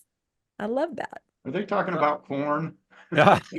Yes. Did you say corn or how did you porn? know? But how did you know that, Landon? Green and yellow, and Yeah. the daughters and sons, they want the Yeah. seeds of the corn to It's- drop and this be is fertile and rise. This is sexual imagery. Yep. And agricultural. It's a fertility hymn, right? This is important.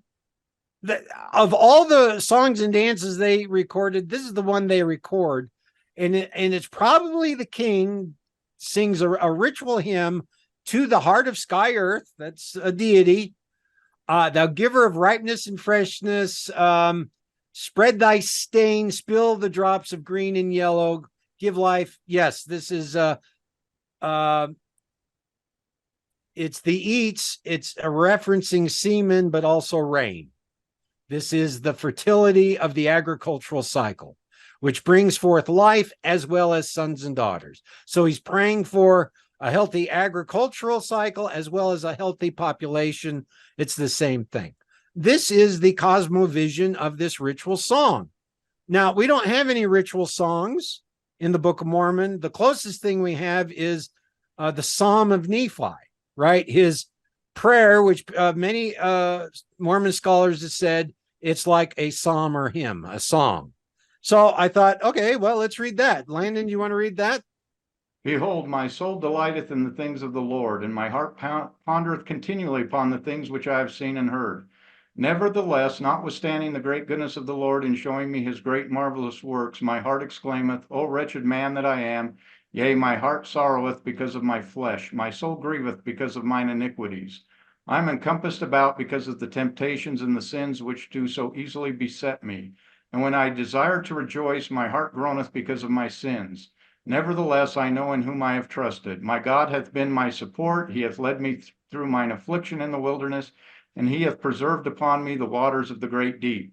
He hath filled me with his love, even unto the consuming of my flesh. He hath confounded mine enemies unto the causing of them to quake before me. Behold, he hath heard my cry by day, and he hath given me knowledge by visions in the nighttime. O Lord, I have trusted in thee, and I will trust in thee forever. I will not put my trust in the arm of flesh, for I know that cursed is he that putteth his trust in the arm of flesh. Yea, cursed is he that putteth his trust in man, or maketh flesh his arm. That's got sexual imagery too. Is he talking about masturbation? Arm of flesh. Is that what you're asking, Landon? That, you know what? I have never read it that way. Me neither. I'm glad Neither we did paired Landon. these. Now I will never read it the same way again. That's the way the church makes you feel. Oh, wretched man that I am, the sins that and what sin did you really commit? So that's my guess. Yep, in every sentence, sin, sin, sin. There it is. Well, I'm just showing.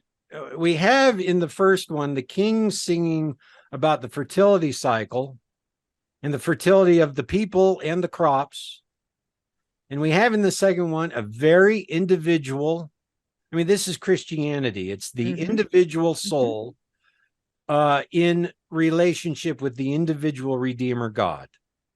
It's completely decoupled from agriculture.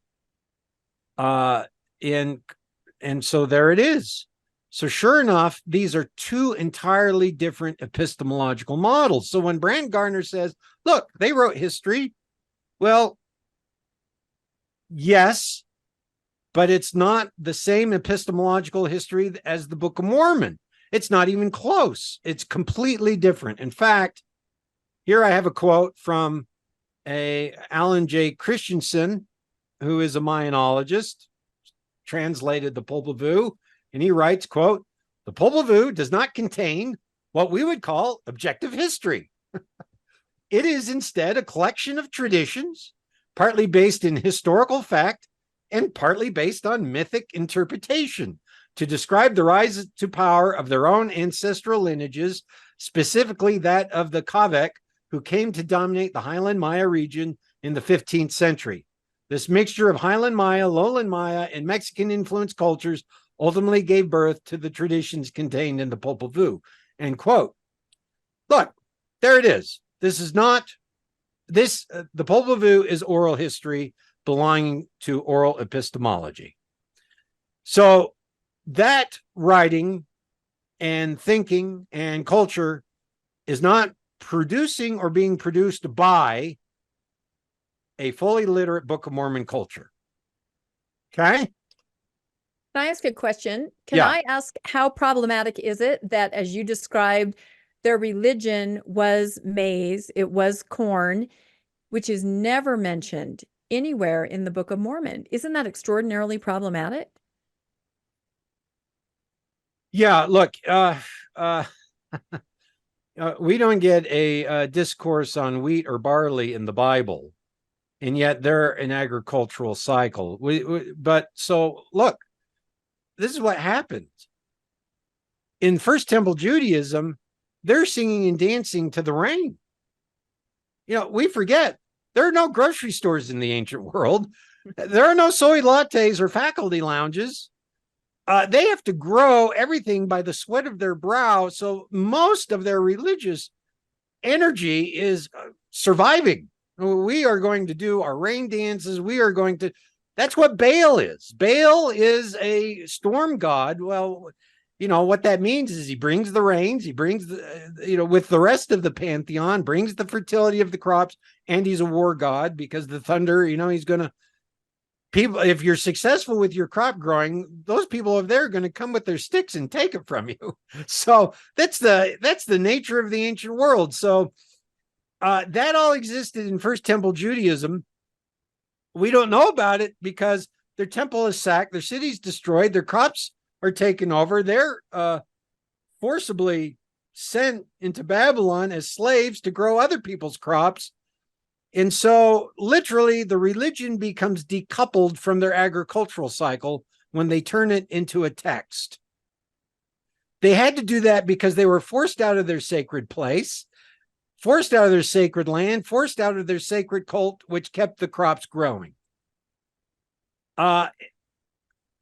We assume that the religion of the Bible is, again, as Mormon teaches it, it's the original revelation. No, it comes very late after the loss of the cultic tradition.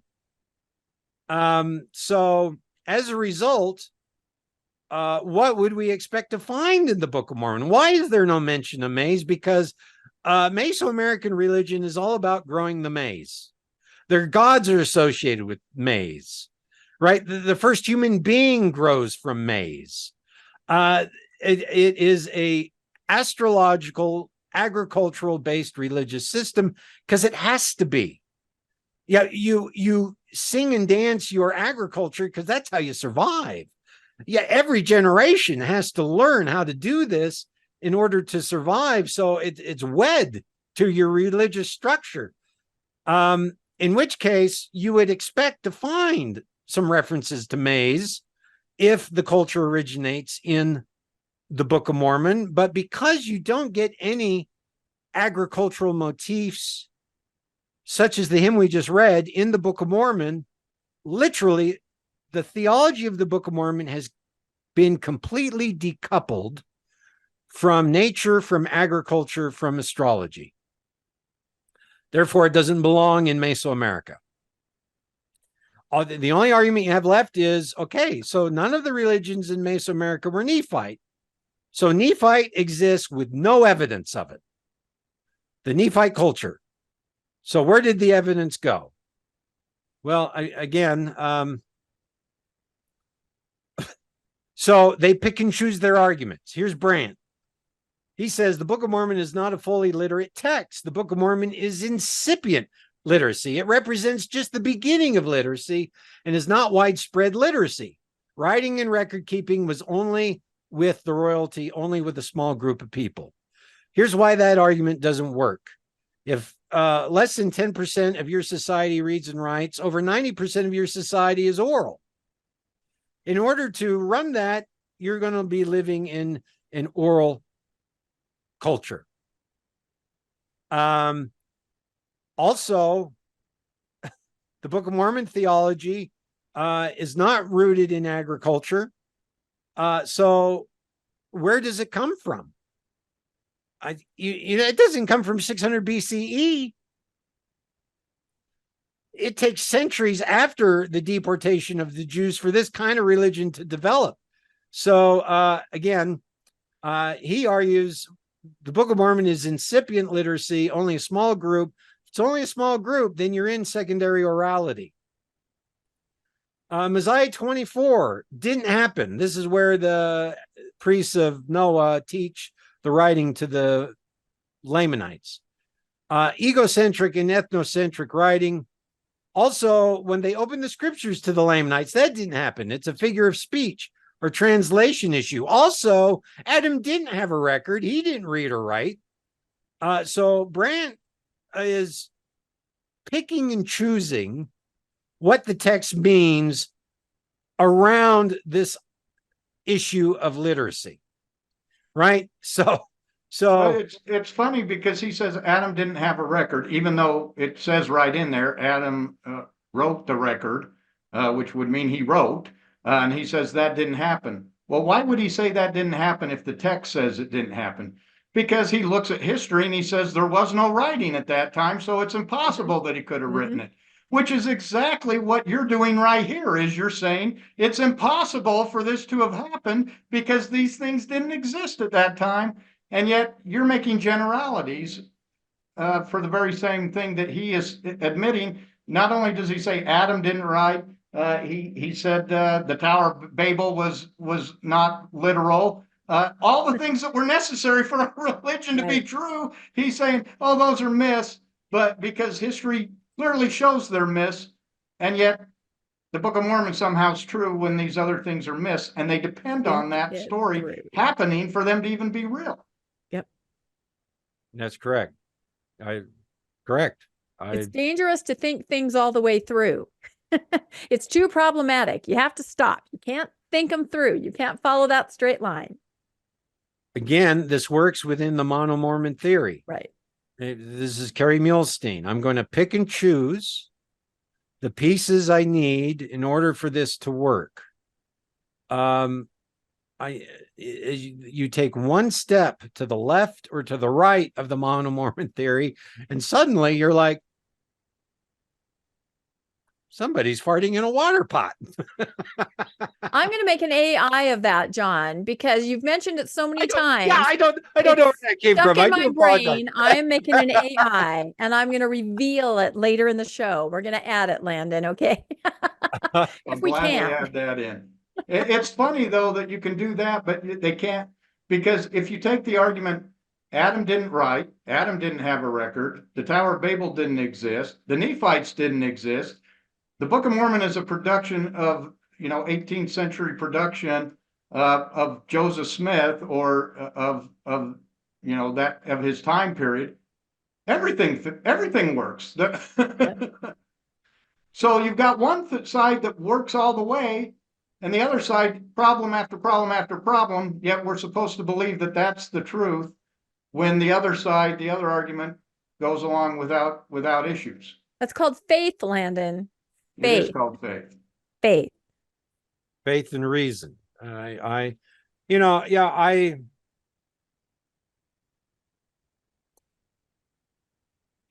back on my own TBM days, and I just shelved everything that was a problem until I had a storage unit. And so, what can I say? I have to say I think the Adam not having writing, which is what Brant says, is really problematic.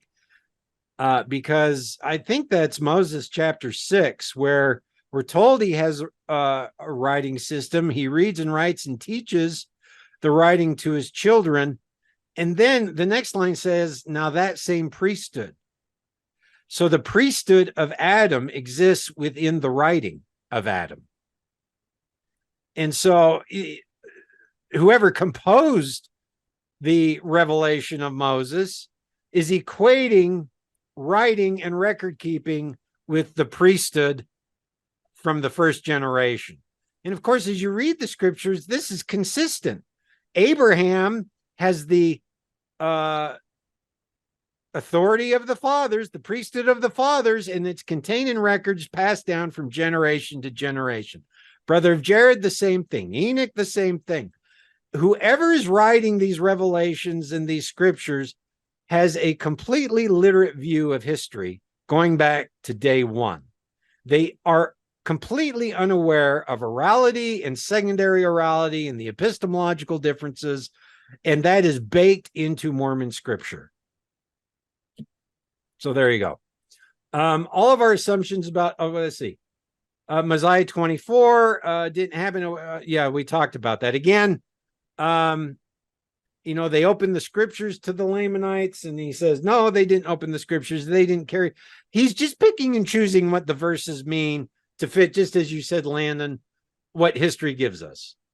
And then, of course, he argues our assumptions about the revelatory process are assumptions. We have no idea how Joseph Smith received these revelations.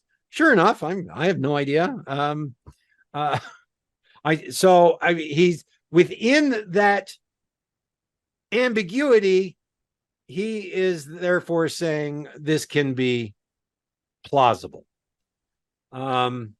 And then finally, whatever they wanted to record or write, they could do regardless of their writing system. For some reason, Lundwall assumes that the kind of writing you have is going to restrict the kind of text you're going to write. Something about the writing system that limits what you can think. It's really not my argument.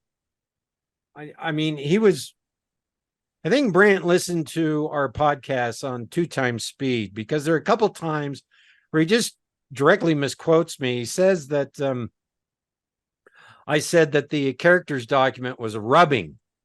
And I never said that. I said, why wasn't there a rubbing of the characters on the plates? Why in all of the descriptions of the plates do we only have generalities? No one counted the plates.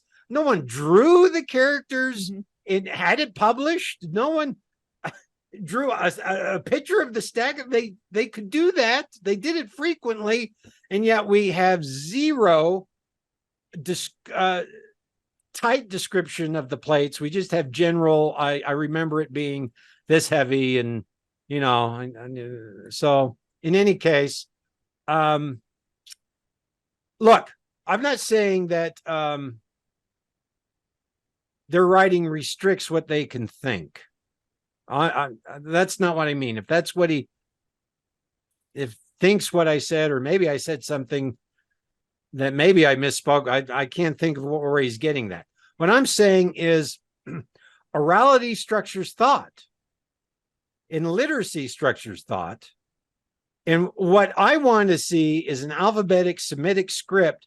The reason why an alphabet is important to me is because it's much easier to learn.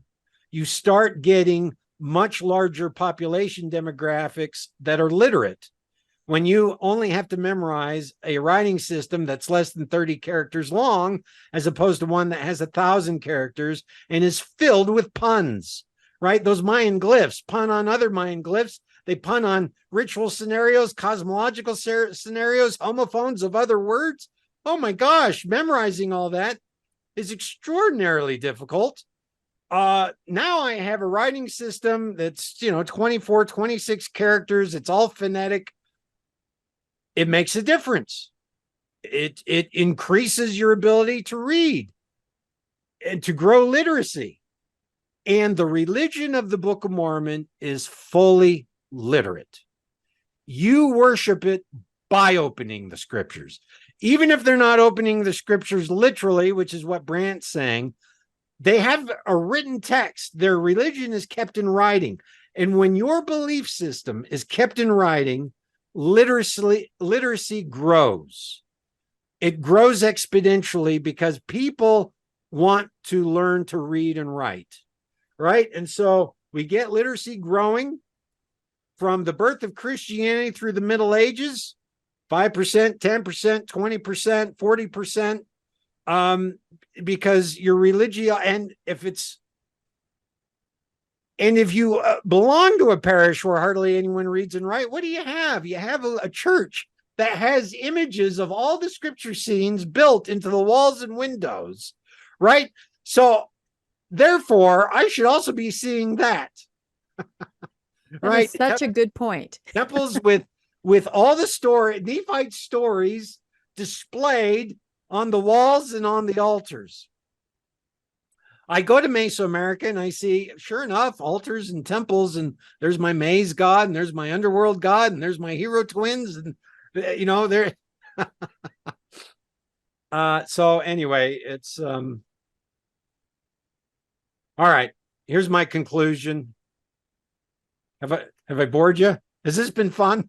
This is like every single one of our episodes, John. We are absolutely riveted to what you were saying. You just break our minds completely open to the point where we go, how did we not see this before? It's just amazing.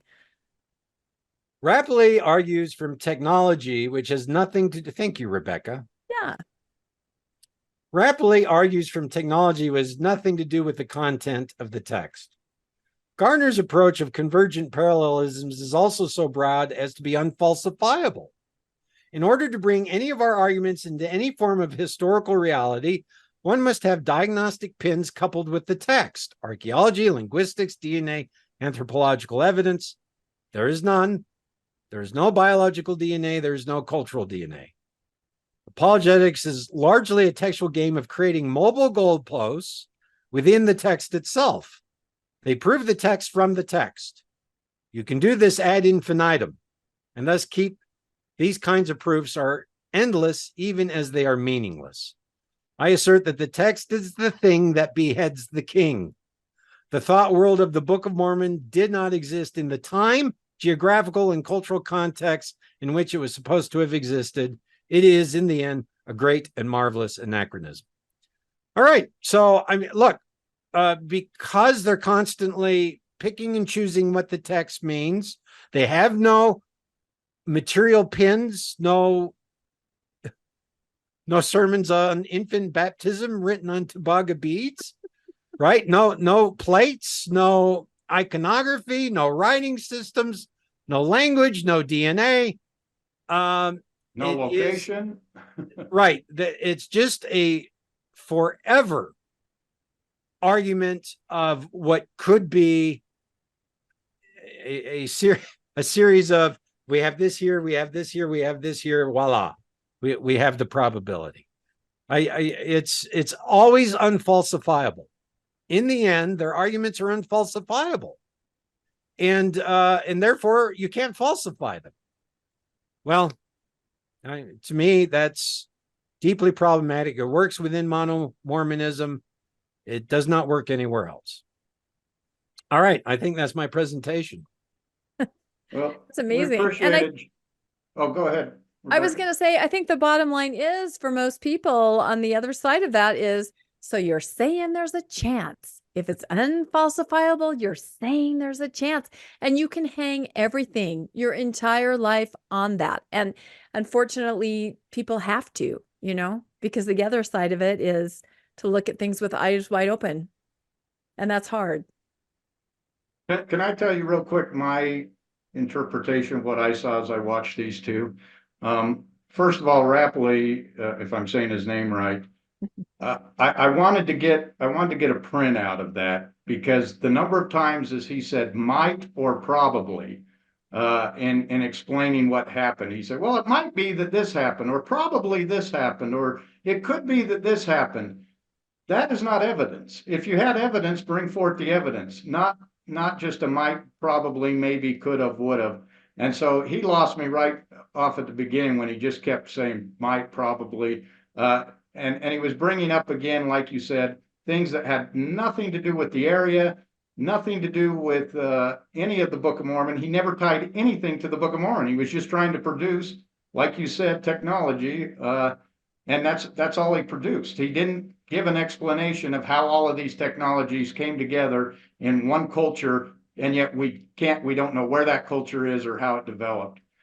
With Brant, I was really disappointed in Brant's, because I'd heard what a scholar that Brant was, and yet I saw him make an argument against yours and then turn around and use the exact argument of telling you why you were wrong, and he'd use it to prove his point. For instance, he was talking about chiasmus, and he said, the Mayan story. He said how chiasmus was, chiasmus is a proof that the Book of Mormon, because it was in, they had chiasmus in the Near East, and now they have chiasmus in the Book of Mormon, so that shows that they brought it with them. Well, then he turns around and he says, but the language didn't transfer to the Mayans. There was no transfer of language or writing or knowledge of that. And yet then he goes, some of the storytellers, the ancient Mayan storytellers, would talk in chiasmus. Well, then you just said that they developed chiasmus completely separate, which means it's a normal human way of talking, right. And therefore the chiasmus in the Book of Mormon mean nothing. Either that, or only the chiasmus transferred, but the writing system didn't transfer.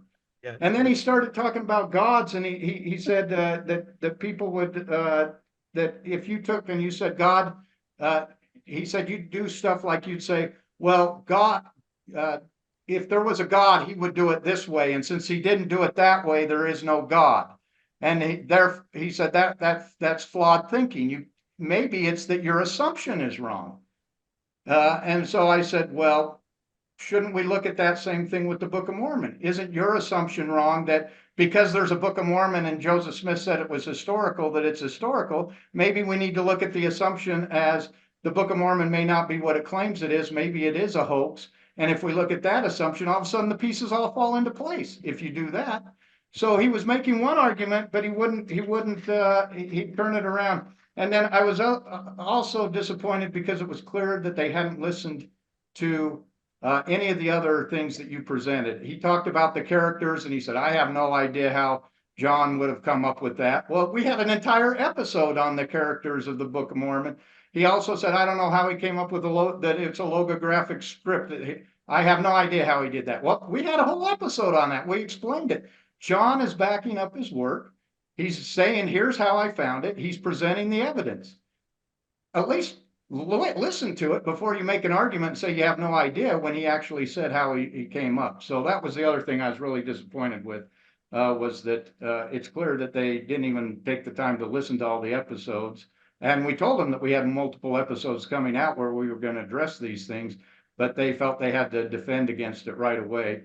And the reason they did that was because they knew that what you were saying is damaging to the Book of Mormon, and they had to jump to its defense because they're in this Mormonism thing that you have. They must defend it. They already have the assumption, which is the very thing he accused you of being of doing, was jumping to a bunch of assumptions. While he can't answer any of the questions, he just says, well, the Mayans could do it, therefore the Nephites could do it, even though the two aren't linked at all. Yeah, I followed all of that exactly. Look,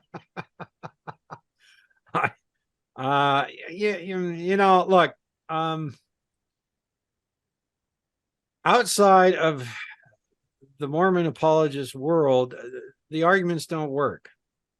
So, Do you think Brant Gardner would ever go to a conference on Mesoamerica sponsored by, let's say, Harvard University, and get up and present Reformed Egyptian in the Americas? No. That's a good question, Landon. That is a really good question. He knows he'd be laughed off the stage. Yet he tells it to Inside Mormonism. They'll tell it over and over again. I have a hilarious anecdotal story. A month ago, I was talking to a friend of mine. He's Mexican. His name is Pancho. I call him Pancho. He's a blue collar worker. And we were talking about these episodes. He said, we were talking about my episodes, and and the discussion, and he was really interested. He said, tell me, he's a baptized Mormon, but he hasn't been to the Mormon church in years and years. And so I was telling him about the argument in our first episode, right? And here's how oral peoples think, here's how literate peoples think. He would ask, what's the counter argument? What is the church arguing? So I say, here's some of their arguments. And then he had this really interesting question.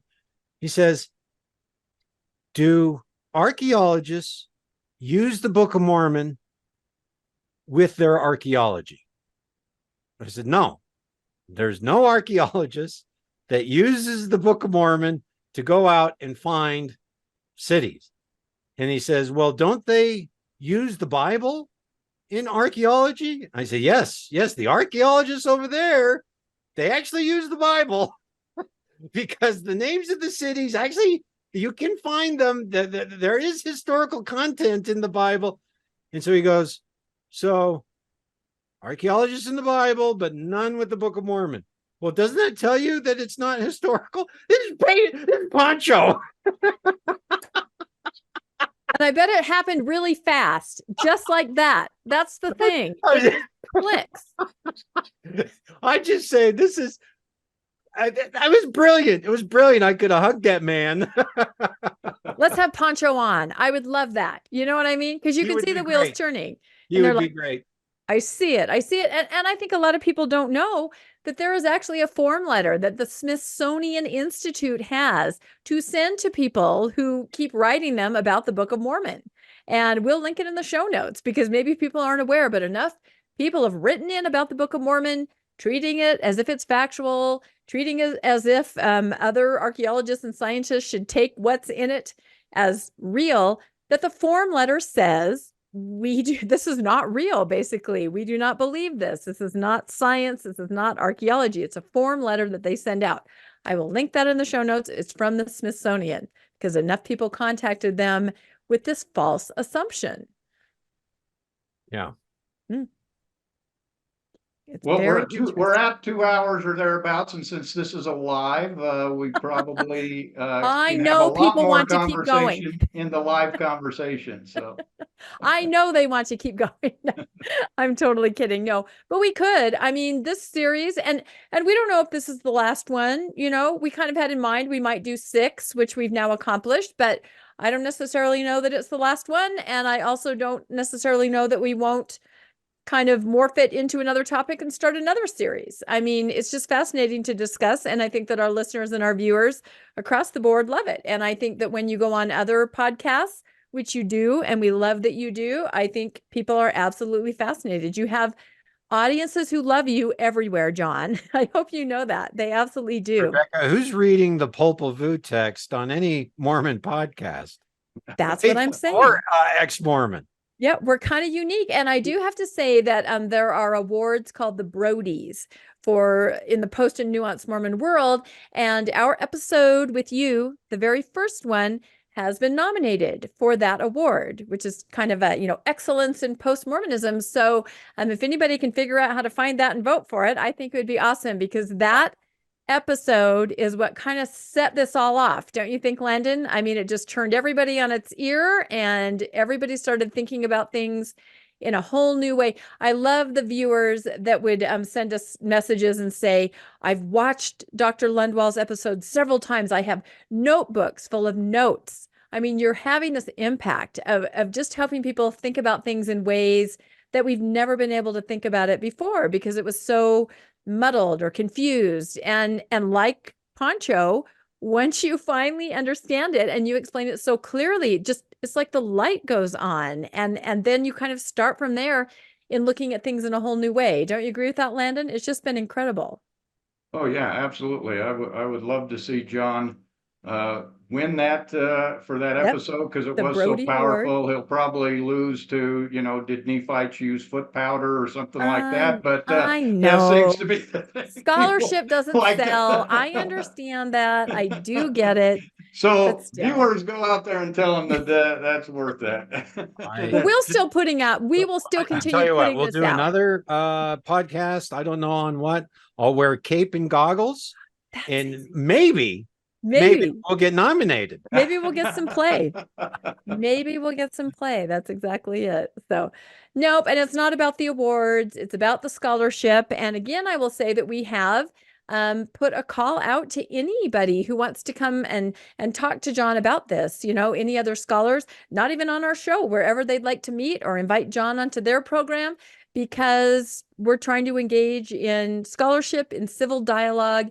And we understand the point of view that people are coming from. We understand it because we all had those points of view. We all were raised in the church for decades after decades after decades. So we get it. And we would love to see some more interaction. That's kind of our goal, isn't it, Landon? I mean, we haven't been able to accomplish it yet. Nobody has even responded to me when I put calls out for that. And of course, we were banned from the Book of Mormon Central dinner, so we couldn't really interact with anybody there, but we're still trying, John, to get you out there I'd invite Brant or Neil to come on and exactly. Jerry. And likewise, I know John's reached out to the Murph and said you're willing to go on his show and answer any questions. So healthy debate, not even debate, just discussion. You're right. Steve seems like a very likable guy. Brant. Yep. No, Neil, very likable guy. Hopefully I wasn't too smarmy. I did mention a water pot a couple times tonight. Yeah. I am making that graphic. I guarantee if I haven't shown it by now on the show, it'll probably be on owe the everybody thumbnail. $1. Yeah. I'm making it. Oh God.